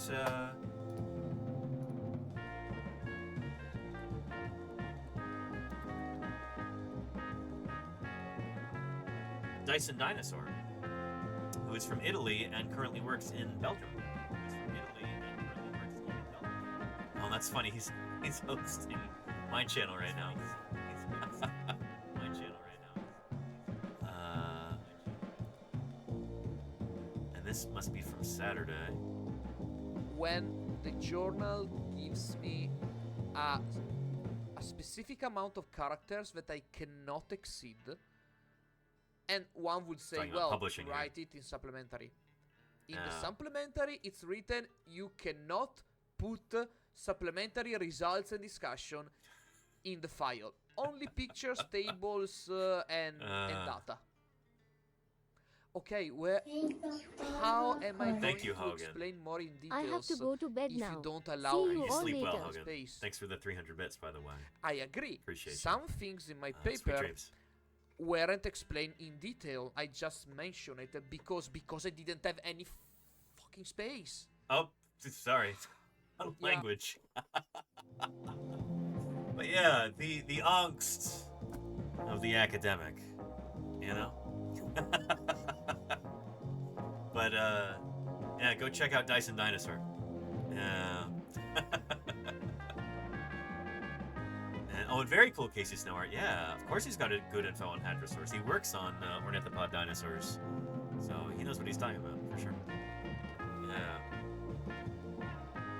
Anyhow, good stuff. And Hogan, thank you for gifting Envoy. I appreciate it very much. Hogan 698 gifted a tier 1 sub to Envoy 1. They have given 110 gift subs in the channel.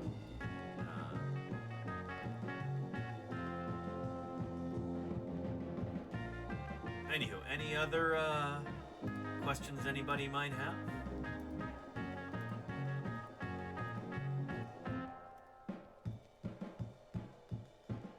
Let me know. And Rakadactylus says, I think every published scientist has dealt with those or similar frustrations with publishing. At least 95% of the papers they published. Oh yeah. I've published scientific papers where, like, they're not open access. And I request, like, hey, you know, can I have a copy of this? I'm one of the authors on the paper. You know, journal publisher, can you please send me a PDF? And then they reply with a link where it's like, oh, for $89.95, you can publish this. You can purchase this PDF. It's like, I gave it to you for free. I'm one of the authors. Like, this is our work. We made this. We gave it to you for free, and now you're trying to charge us to read our own paper. Really frustrating, you know? So yeah.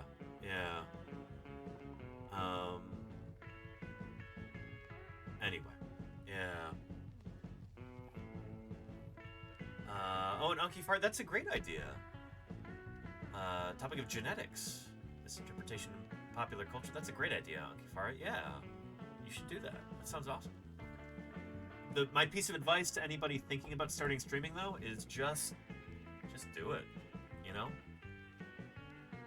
Don't put it off because it's not going to be perfect. Just jump into it. Streaming is an iterative process. Your first stream is not going to be perfect. What's important is that you get started and just get that ball rolling. It'll improve with time. But if you never start, you'll never start. So just start, you know? You'll be lucky to have maybe one viewer to begin with, and then it grows from there, you know? Hey, sweetie pie. Are you gonna come say hello?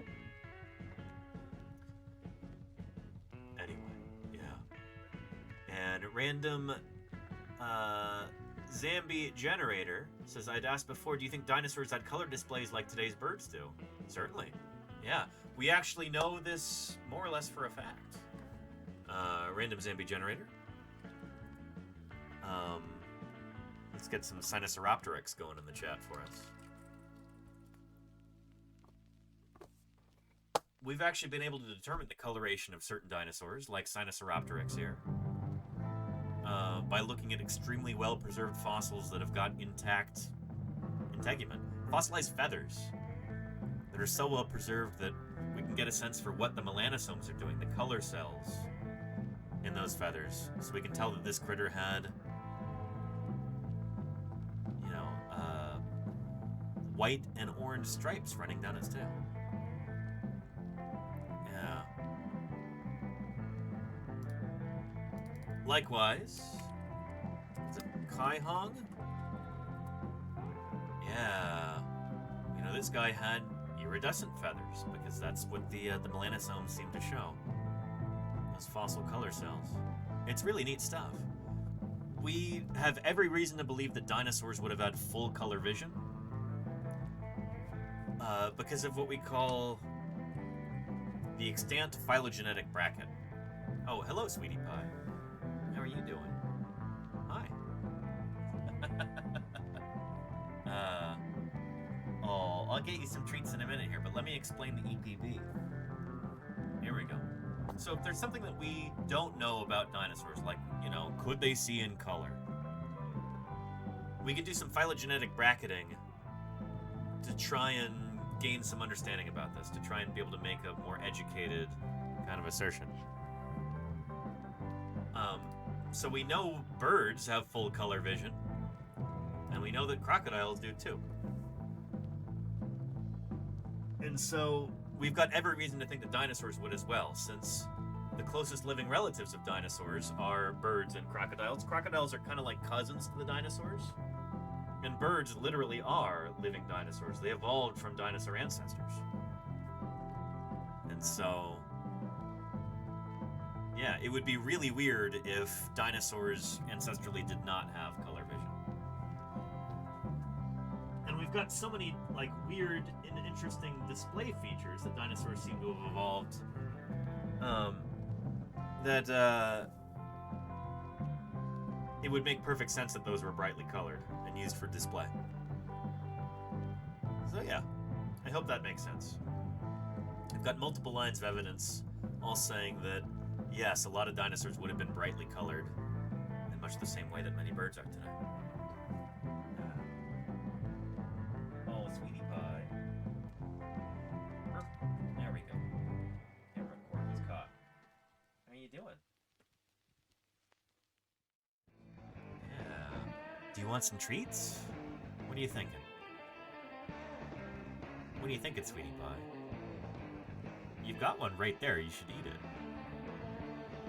Mini Pie left one behind. She was not very thorough in her treat consumption. You gonna eat that one or no?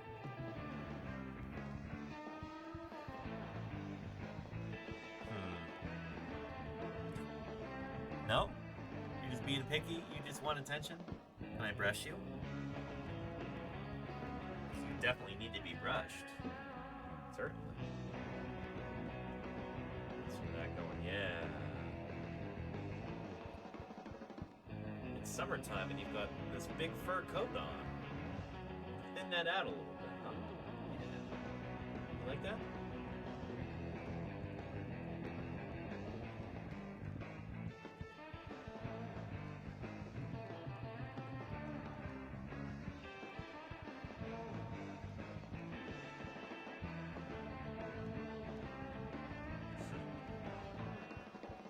There we go.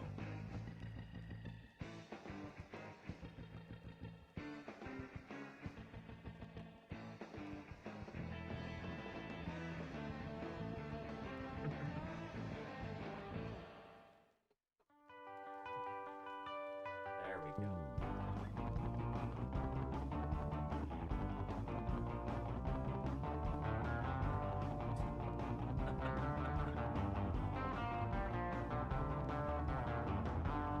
Oh,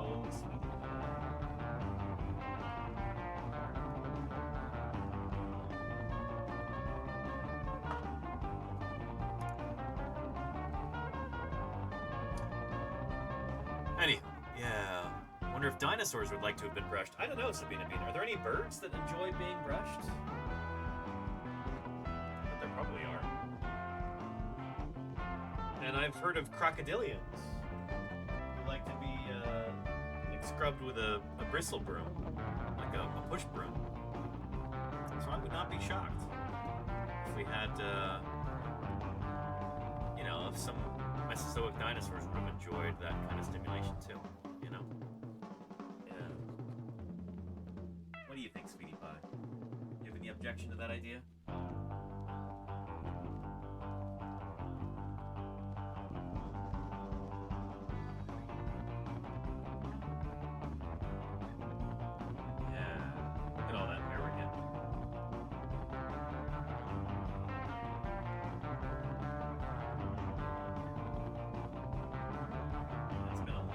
Since you've been brushed.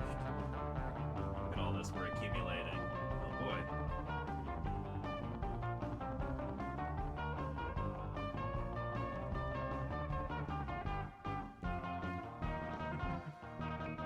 Hope you're appreciating the cat cam, everyone. Sweet Pie normally doesn't sit still long enough for me to do this. I feel like she's showing off for the camera. So your patience is appreciated.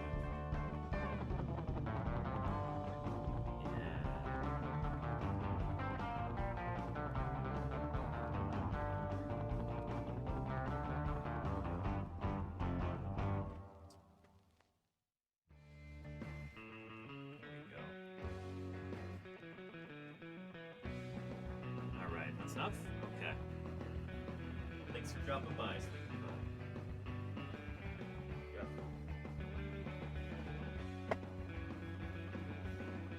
Well, yeah.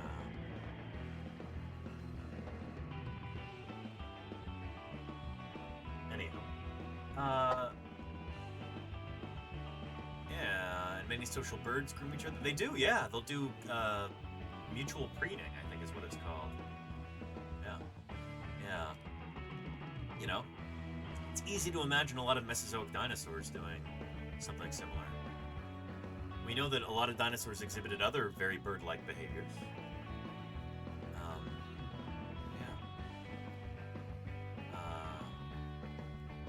Yeah, good stuff.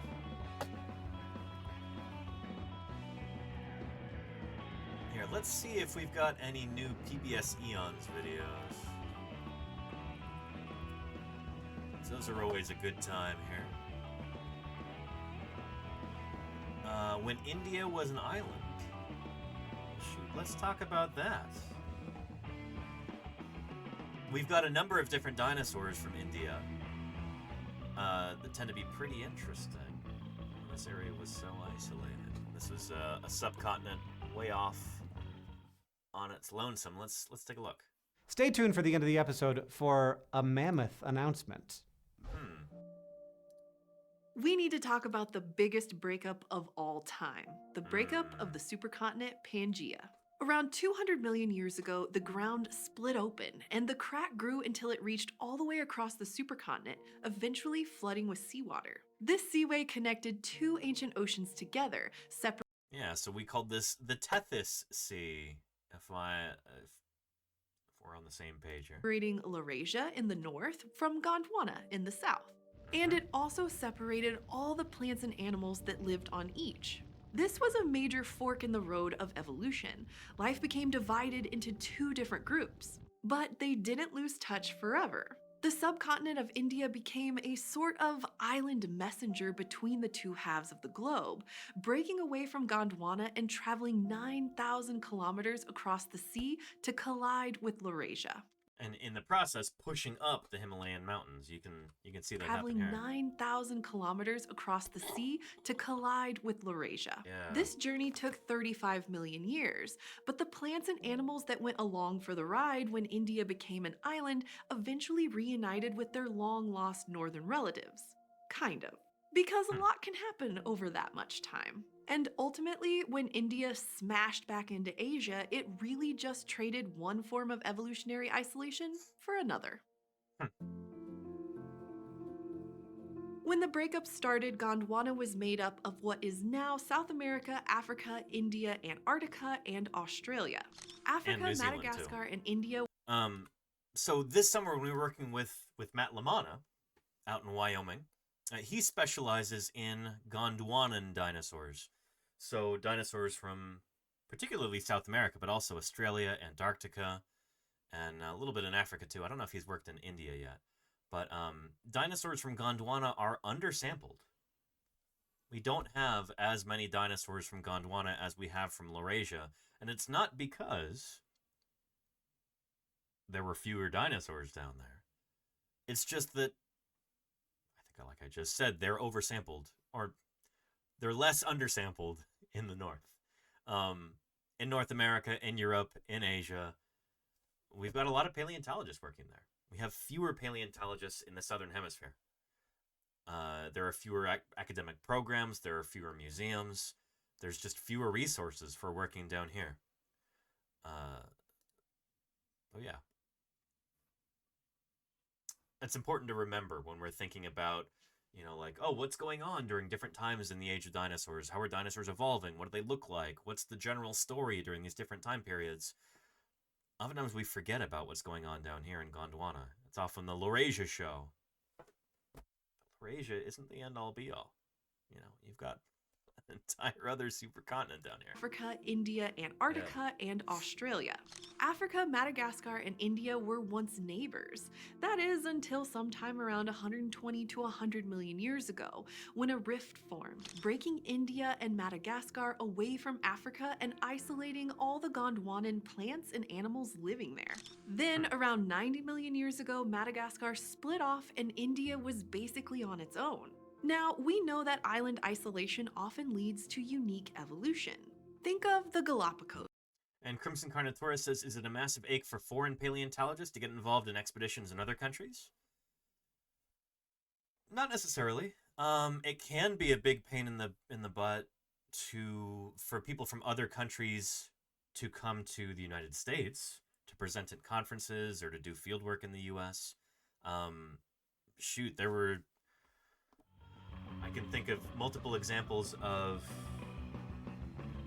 scientists from Africa trying to come to the U.S. to present at SVP, at the Society of Vertebrate Paleontology meeting, and the U.S. government's just like, nah, we're not going to give you a visa for that. We know that you're a scientist doing important work in this field and you want to be able to present that to your colleagues, but you know, we just don't really feel like giving you a visa.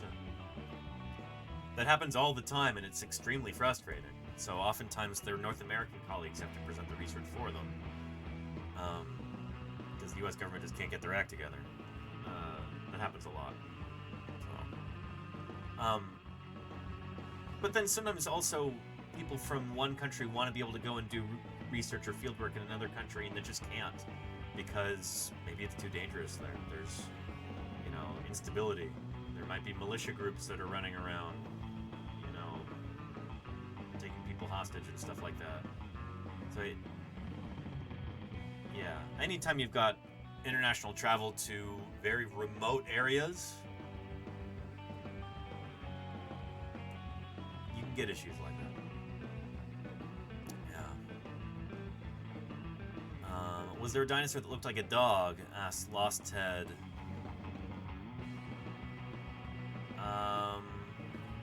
Maybe a really weird looking dog. Here. Let me try and think of an example.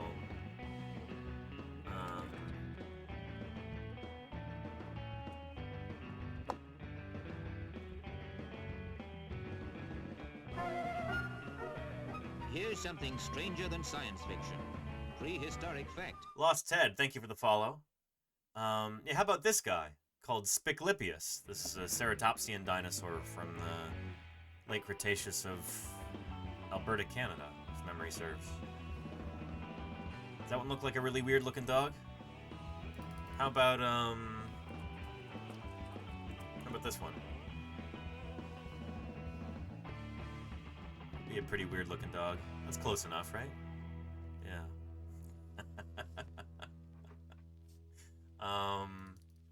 How about Amargasaurus? Yeah. I getting closer?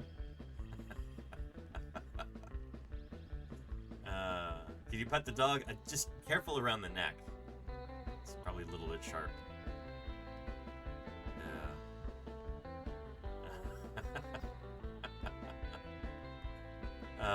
But no, if we're talking about non-dinosaur critters from maybe before the dinosaurs, Lycinops, it's vaguely dog-like, right? So this is an early mammal relative called a therapsid. It's a Gorgonopsian in particular. Lycinops or Lycanops, however you want to say it. These are maybe vaguely kind of doggy. Yeah. And it is from the Permian. Yes, indeed, random. Yep. So this is from before the dinosaurs. So this critter is more closely related to you and me and to dogs than it is to dinosaurs. This is not actually anywhere close to dinosaurs. It's on the synapsid branch of Amniota. So it's basically a mammal critter, not a reptile critter. Yeah. Anyway, if that makes sense. And Drascott, how are you doing? Welcome to Paleontologizing. Yeah. Anywho, let's get back to this. What kind of dog is this? That island isolation often leads to unique evolution. Think of the Galapagos, or Madagascar itself for that matter.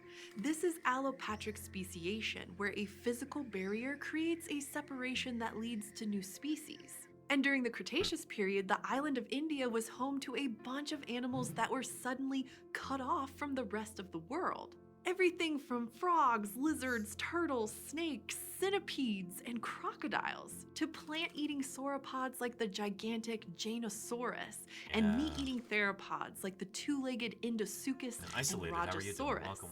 There were even early mammals like Gondwanatheres, an extinct group that looked kind of like big rodents. But Cretaceous life on India wasn't all an island paradise, as the subcontinent was just beginning a wild tectonic ride.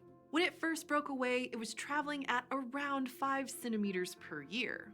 That's already pretty fast. Today, the average plate moves at around 1.5 centimeters per year. That's roughly the same speed that your fingernails grow, or maybe your hair. Actually, no, that seems way too short. Like way too slow for hair. Anyway. And India was so fast because it's very thin, only 100 kilometers thick compared to other plates like Africa at 300 kilometers. The gigantic plume of hot material that had emerged from the mantle and caused the initial breakup of Gondwana had also melted rock off of India's base. And then 80 million years ago, the plate accelerated to a sprint, moving at a rate of over 14 centimeters per year. Nuts. This is because it was being pulled by 2 parallel subduction zones, where one plate slides beneath another and sinks into the mantle. One of these was in the middle of the Tethys Sea, and the other was along the coastline of Laurasia. Because they both pulled in the same direction, like 2 people on the same side of a tug-of-war. This yanked India northward exceptionally fast. India then sped through different climates, putting pressure on the plants and animals to adapt to new conditions or perish. Around 67 million years ago, the plate began to slide over the Reunion hotspot, fueled from below by a massive plume of magma. And the force of this plume beneath the Indian plate sped up its pace even more. So cool stuff. It also triggered a massive volcanic we'll talk a little bit more eruption about the known critters as the who were along for the Deccan ride. Traps. This was a flood basalt. Erupting lava literally flooded the Earth's surface. It poured out enough lava and flooded the Earth's surface in that region, within that local area. That I feel like that's potentially really confusing when you say, "Oh, lava flooded the Earth's surface." If people might think that it's going over the entire surface of the Earth or something like that, which is definitely not the case. It was a local phenomenon. To cover an estimated 1.5 million square kilometers, an area the size of Mongolia. This amount of lava could fill the Great Lakes nearly 50 times over. Holy cow. Today, the remaining basalt still covers 15% of modern India. And this volcano came at the worst possible time. because one of the main eruptions lasted 700,000 years and began just 300,000 to 400,000 years before the Earth was hit by the asteroid that led to the Cretaceous-Paleogene extinction 66 million years ago. And while the Deccan Traps didn't cause this extinction, many scientists think they played a big role in worsening it. The eruption spewed out toxic gases like mercury. It also released aerosols that spread out in the atmosphere, reflecting sunlight and suddenly cooling the planet. But when these cleared, the carbon dioxide released by the same eruption also warmed the planet over the longer term. The temperature had come back down by the time the asteroid hit, but this roller coaster of climate meant that life was already under incredible stress. And I don't know in if I buy addition that to argument feeling either. these global effects, life on the island of India also had to contend with lava flows and nearby volcanic gases. Living basically right on top of the Deccan Traps meant that the effects of the mass extinction were amplified. Nearly all vertebrates were wiped off the subcontinent. The few survivors included frogs, snakes, and caecilians, the worm-shaped amphibians. All of these can burrow into the ground for protection, so that might have been the key to surviving both a massive volcano and an asteroid impact. After the dust settled, there's about a 10 million year gap in our understanding. Paleontologists just haven't found many fossils from this time in India. So we pick up the story again during the Eocene, around 55 million years ago. And the fossils from this time make it clear that the island of India played an important role in the evolution of placental mammals. But where did these mammals come from in the first place? One idea is that they could have originated in Gondwana and survived the Cretaceous-Paleogene extinction in India, known as the Out of India hypothesis. But most scientists disagree. See, India broke away before mammals with placentas evolved. And since the vast majority of modern mammals, including all modern Indian mammals, have placentas, the ancestors of these mammals would need to have somehow made it to the island of India. So researchers think that despite being in the middle of the Tethys Sea at the time, it's more likely that India wasn't the dinosaurs rule. And thank you, Mickey Delp, for the follow. I appreciate it. Completely isolated. As the subcontinent neared the Asian mainland, but before it had So a lot of fully this stuff is kind of docked, outside some my realm of animals were able to expertise, so I don't migrate have a from great the deal to mainland say to about this. India. They likely did this by hitching. But the thing is, we do have Gondwana theories already in Gondwana, and we've got examples of those from the Indian subcontinent, previously the Indian continent. The idea that placental mammals originated in India doesn't make a lot of sense to me at all, especially when you've got these other mammal groups that are kind of exclusive to that area, and, you know, they end up going extinct later on. A ride on floating objects, or jumping between smaller islands like stepping stones. And once these mammals made it, ancient India was home to some big evolutionary milestones. So, Random, what is your area of expertise? So I'm a dinosaur paleontologist, so I work on dinosaurs in particular. Dinosaurs are what I dig up, what I publish on in the scientific literature. Yeah, and within that, a lot of stuff to do with like functional morphology of spinosaurids. A lot of functional morphology stuff of dinosaurs in general is what I published on before. But I'm kind of broadening my horizons a little bit this year, and I'm pretty excited about that. I've got some new projects that I'm working on in different areas of dinosaur science as well. Yeah. In fact, both horses and whales can trace their roots back there. For a long time, the evolutionary history of ungulates, mammals with hooves, wasn't well understood. See, fossils of both groups of ungulates, those with an even number of toes and those with an odd number, appeared suddenly across multiple continents. So where they came from in the first place has been a big question for a long time. And a study from 2014 describing a 54.5 million year old fossil of Cambatherium in India provided an interesting clue. This was a genus of four-legged herbivores that was an ancestor to the order of Perissodactyla, the odd-toed ungulates. So odd-toed ungulates are today horses, tapirs, and rhinoceros. Those are the only surviving perissodactyls today. And if dinosaurs had not died, I imagine that mammals would still be small creatures like this living in the nooks and crannies of their world, and we wouldn't be here. There you go, Memlos. Thanks for the follow. That's the clip I was trying to find earlier, by the way, in that larger documentary. I'm looking in the wrong place, but anyway. Yeah.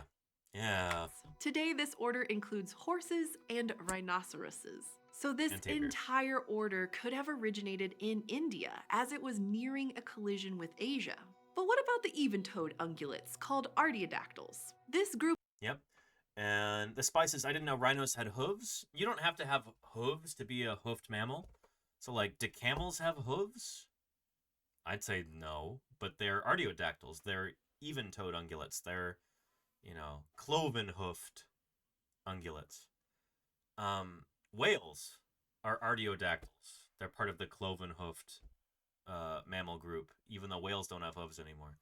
You don't have to have hooves to be a hoofed mammal, you know? But yeah.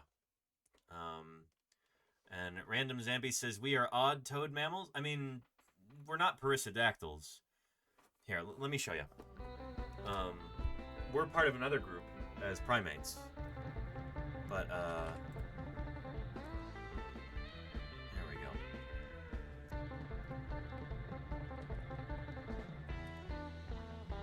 Ungulata. Oh, it's not working. Okay. Let's go to the perissodactyls over here.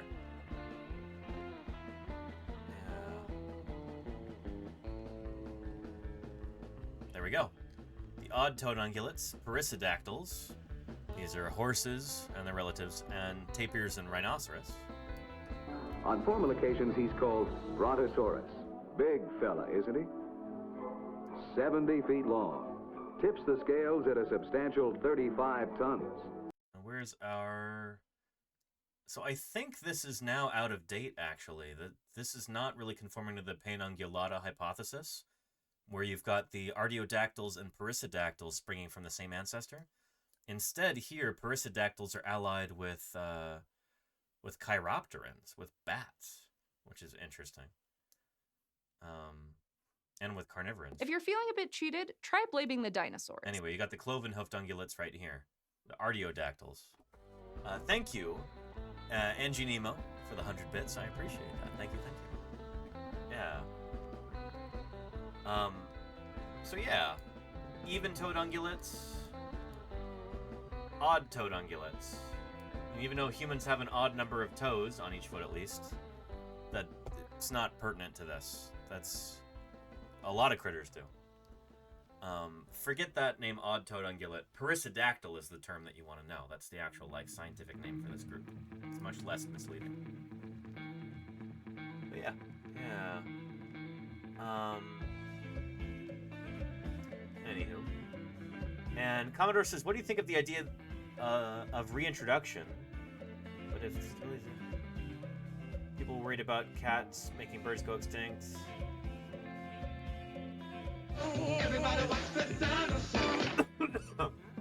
Excuse me. Commodore, I'm generally in favor of reintroducing species to their native environments if they've been extirpated by humans, and removing the species that are there as an invasive thing. So, like, in New Zealand, you know, they're removing rats from certain ecosystems so that the birds can come back, but they're also removing the cats, too, because cats are also an invasive species, you know?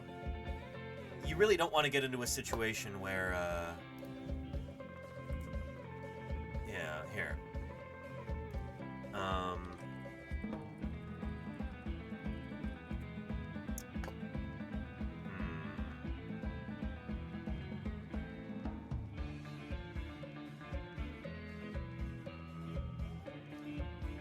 Well, there we go.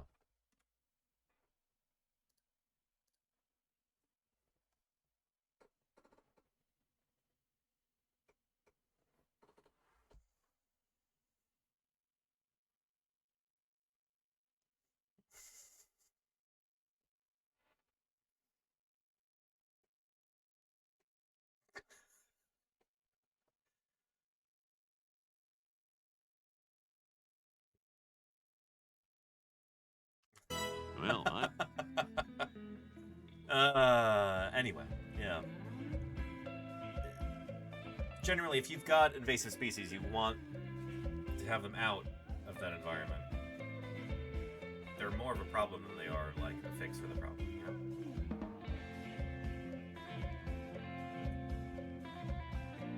know? Excuse me. And I remember that Crimson Carnotaurus, yeah. And Dunk Beetle says, excuse me, I got cat hair in my throat. Hi from New Zealand. And the front page, love paleontology. Dunk Beetle, it's good to have you here. I'm sorry I'm not doing a proper job of welcoming you.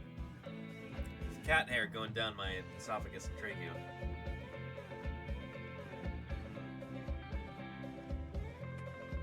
Anyway, it's wonderful to have you here. New Zealand is doing some really cool, really cool work protecting some of their really precious, unique fauna and flora.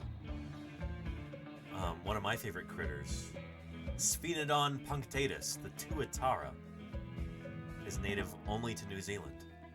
It is the last surviving member of this once widespread group of reptiles. Rhynchocephalia.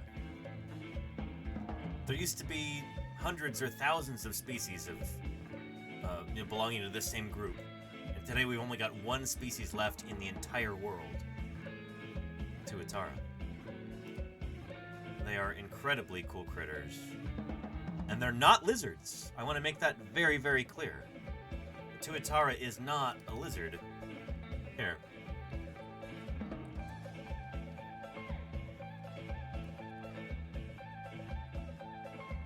Let's jump to lizards here. Squamata.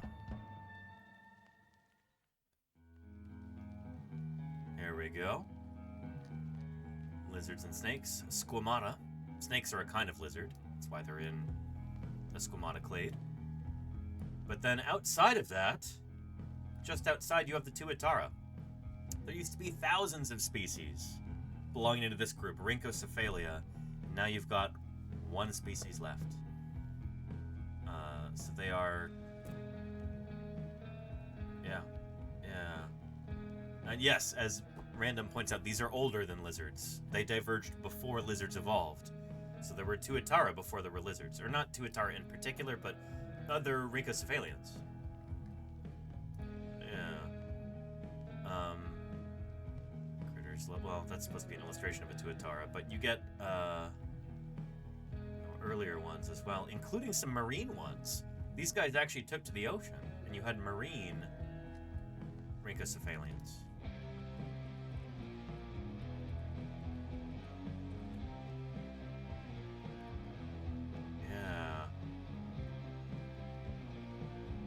Like that guy there, Pleurosaurus,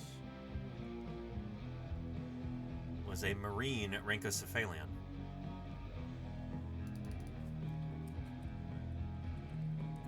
Pretty awesome. Yeah. It's almost like a, like a Rhynchocephalian version of a mosasaur. But it's not a mosasaur, it's not a lizard at all, it's a Rhynchocephalia. Yeah.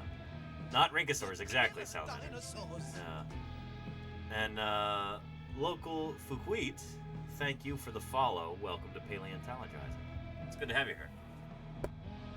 So, yeah. They're nifty, chill little guys. Oh, that's awesome. Wait, you saw a tuatara in the wild, Duck Beetle? That's incredible. That's very, very cool. Yeah. Anyway. Neat stuff.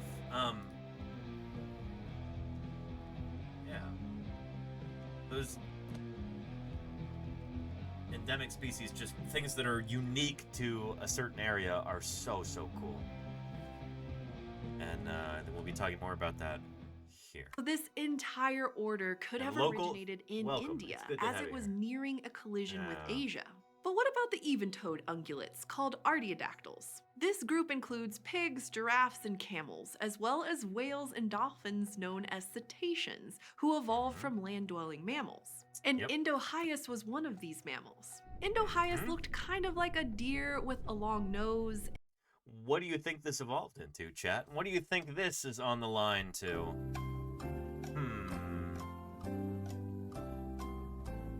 What living group of mammals can trace their origin to critters like Indohyus.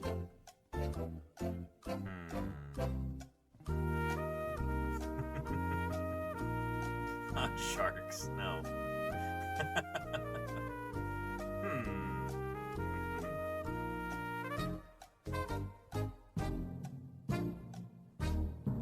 Let's find out. I already know the answer, but... And thin limbs with hooves, but it was around the size of a cat. Its fossils have been found almost exclusively in India and Pakistan, suggesting this is where cetaceans made their transition from land to sea during the Eocene. Well, yeah. Whales. The answer is whales. Yeah.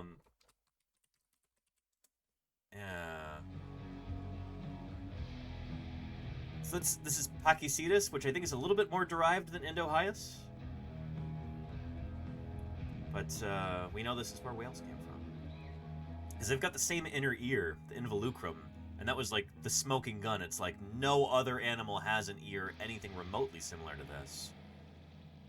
That's got to be an ancestral whale, and the more they looked at the anatomy, the more it started to look more whale-like, and then they found all of these intermediates in between, and it became very, very clear that's where whales came from land-living, hoofed mammals like that. Like Indohyus, Pachycetus, etc. Yeah, pretty cool. Yeah. And Random says, I wonder if seals and walrus are headed in the same path. It doesn't seem like they are, because they start evolving around the same time that like whales are taking to the sea, and they haven't really moved closer to being fully marine, it seems like. Seals and sea lions and walrus, what we call the pinnipeds, they breed on land. They give birth to their young on land. And it seems like that's kind of what's tying them to the land now. It doesn't seem like they're going to move away from that. If they were going to do that, if they were going to become fully marine and, like, lose their limbs altogether, basically, like whales kind of have, at least in the back, they would have done it already. They've had tens of millions of years to work on it, and they just haven't gotten around to it, so it doesn't seem like it's going to happen. They've got a pretty good gig going, where they can come up onto land whenever they want. It seems to work well for them. I was going to say, we'll see, but we won't see. We'll be dead. Because it would happen tens of millions of years in the future, but, you know, who knows? Yeah. And Tone Rebellion says maybe they'd specialize further if whales didn't already occupy those niches. Tone Rebellion? Talking like a paleontologist. I love it. Yeah. That's an interesting hypothesis there. That basically that job is already being taken up by the whales. And these guys can't really compete with that, so they're going to just kind of occupy the whole... Like, let's be amphibious, you know? We'll go into the water part of the time, we'll come up onto land part of the time, and it works for us. We're going to stick with it. It does seem like that's what's happening. Yeah. Anyway. But they can only exist if there's suitable coastline, though. True, Ungoy, yeah. That's why you don't see seals and sea lions way out in the middle of the ocean, like hundreds of miles from the coast. They're coastal critters. Yeah. But it works really well for them. Yeah. And, turn Danny off and eat your dinner. I'm sorry, Salman. Yeah, do make sure that you eat your dinner, though, Salman. Yeah. Anyway. Yeah. Which way are mud skippers going to go? Only time will tell? Yeah, we'll see. I mean, we won't see, but it's interesting to think about isolated, yeah. Yeah. A wild seal for the first time here, too. Oh, very cool, Doug Beetle. Yeah, I see those all the time. So before I moved into this house, when I lived in an apartment, like a year ago, I was living in an apartment, and it was right by San Francisco Bay, a little inlet from the bay, a little tidal canal. And I'd see harbor seals all the time, maybe like once a week, swimming around, doing their thing, occasionally even sea lions. It's cool to be able to look at those critters and be like, hey, I know where you came from, evolutionarily speaking. Because they're carnivorans. They're from a different group Very different group from Tuatara. And, very different group from Cetacea. Science. What's science ever done for us? TV off. And McGurk's, Tweaktown Method, thank you for the follow. Welcome, welcome. So Cetacea is right here. That's whales, and they are part of Artiodactyla, the even-toed ungulates, or cloven-hoofed ungulates, however you want to say it.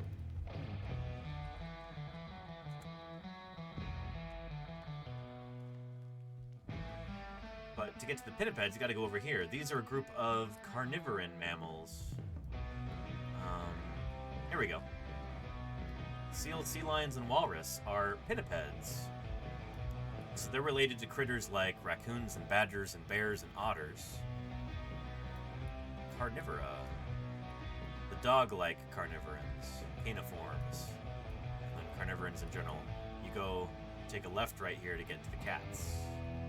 Cat-like carnivorans. Yeah.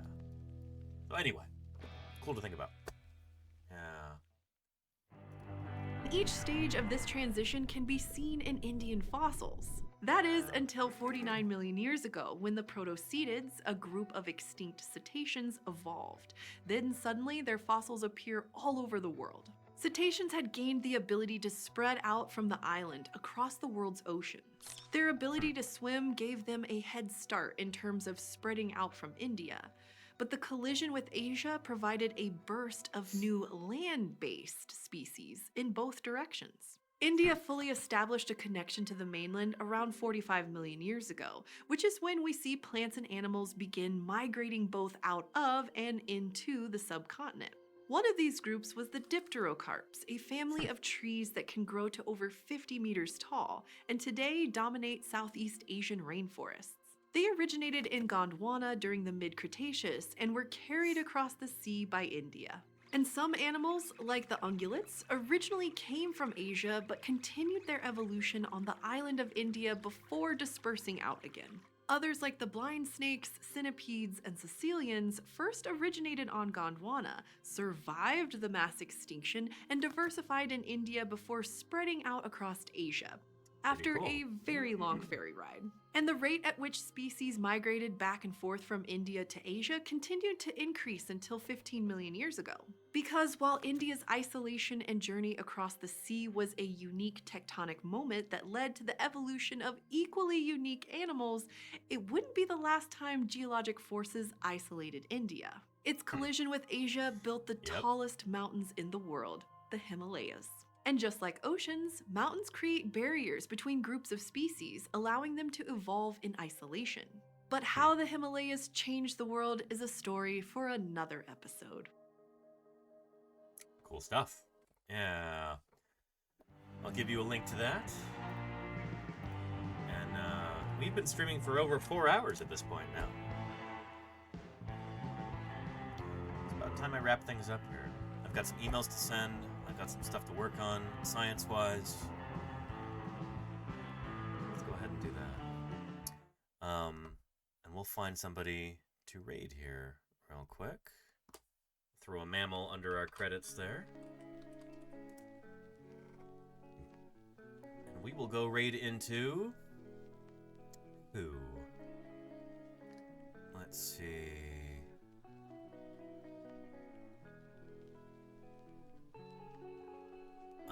let's go say hello to Astro Canuck. Yeah. There we go. Did I miss a new chatter? Hang on a sec.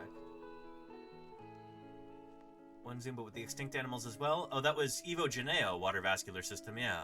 Yeah. Here.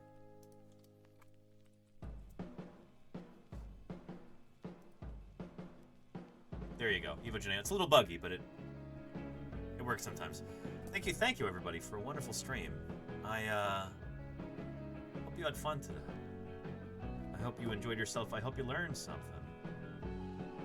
There's so much always to be learned about the history of life on Earth. We're always discovering new things all the time, and I'm excited to discuss some of those new findings with you tomorrow we'll be doing a recap of all of the different dinosaurs that were published while I was off in the field this summer. Well, in Utah at least, for the past month. We'll check out those new dinosaurs. Do kind of a countdown, catch up, whatever you want to call it. It's going to be a good time. Until then, everybody, you take care of yourselves. Thank you, Shinra Abi, for the follow. Let's go hang out with Astro Canuck, who's doing some meteorite microscopy. Well. Sounds like fun. I'll see you there, everybody.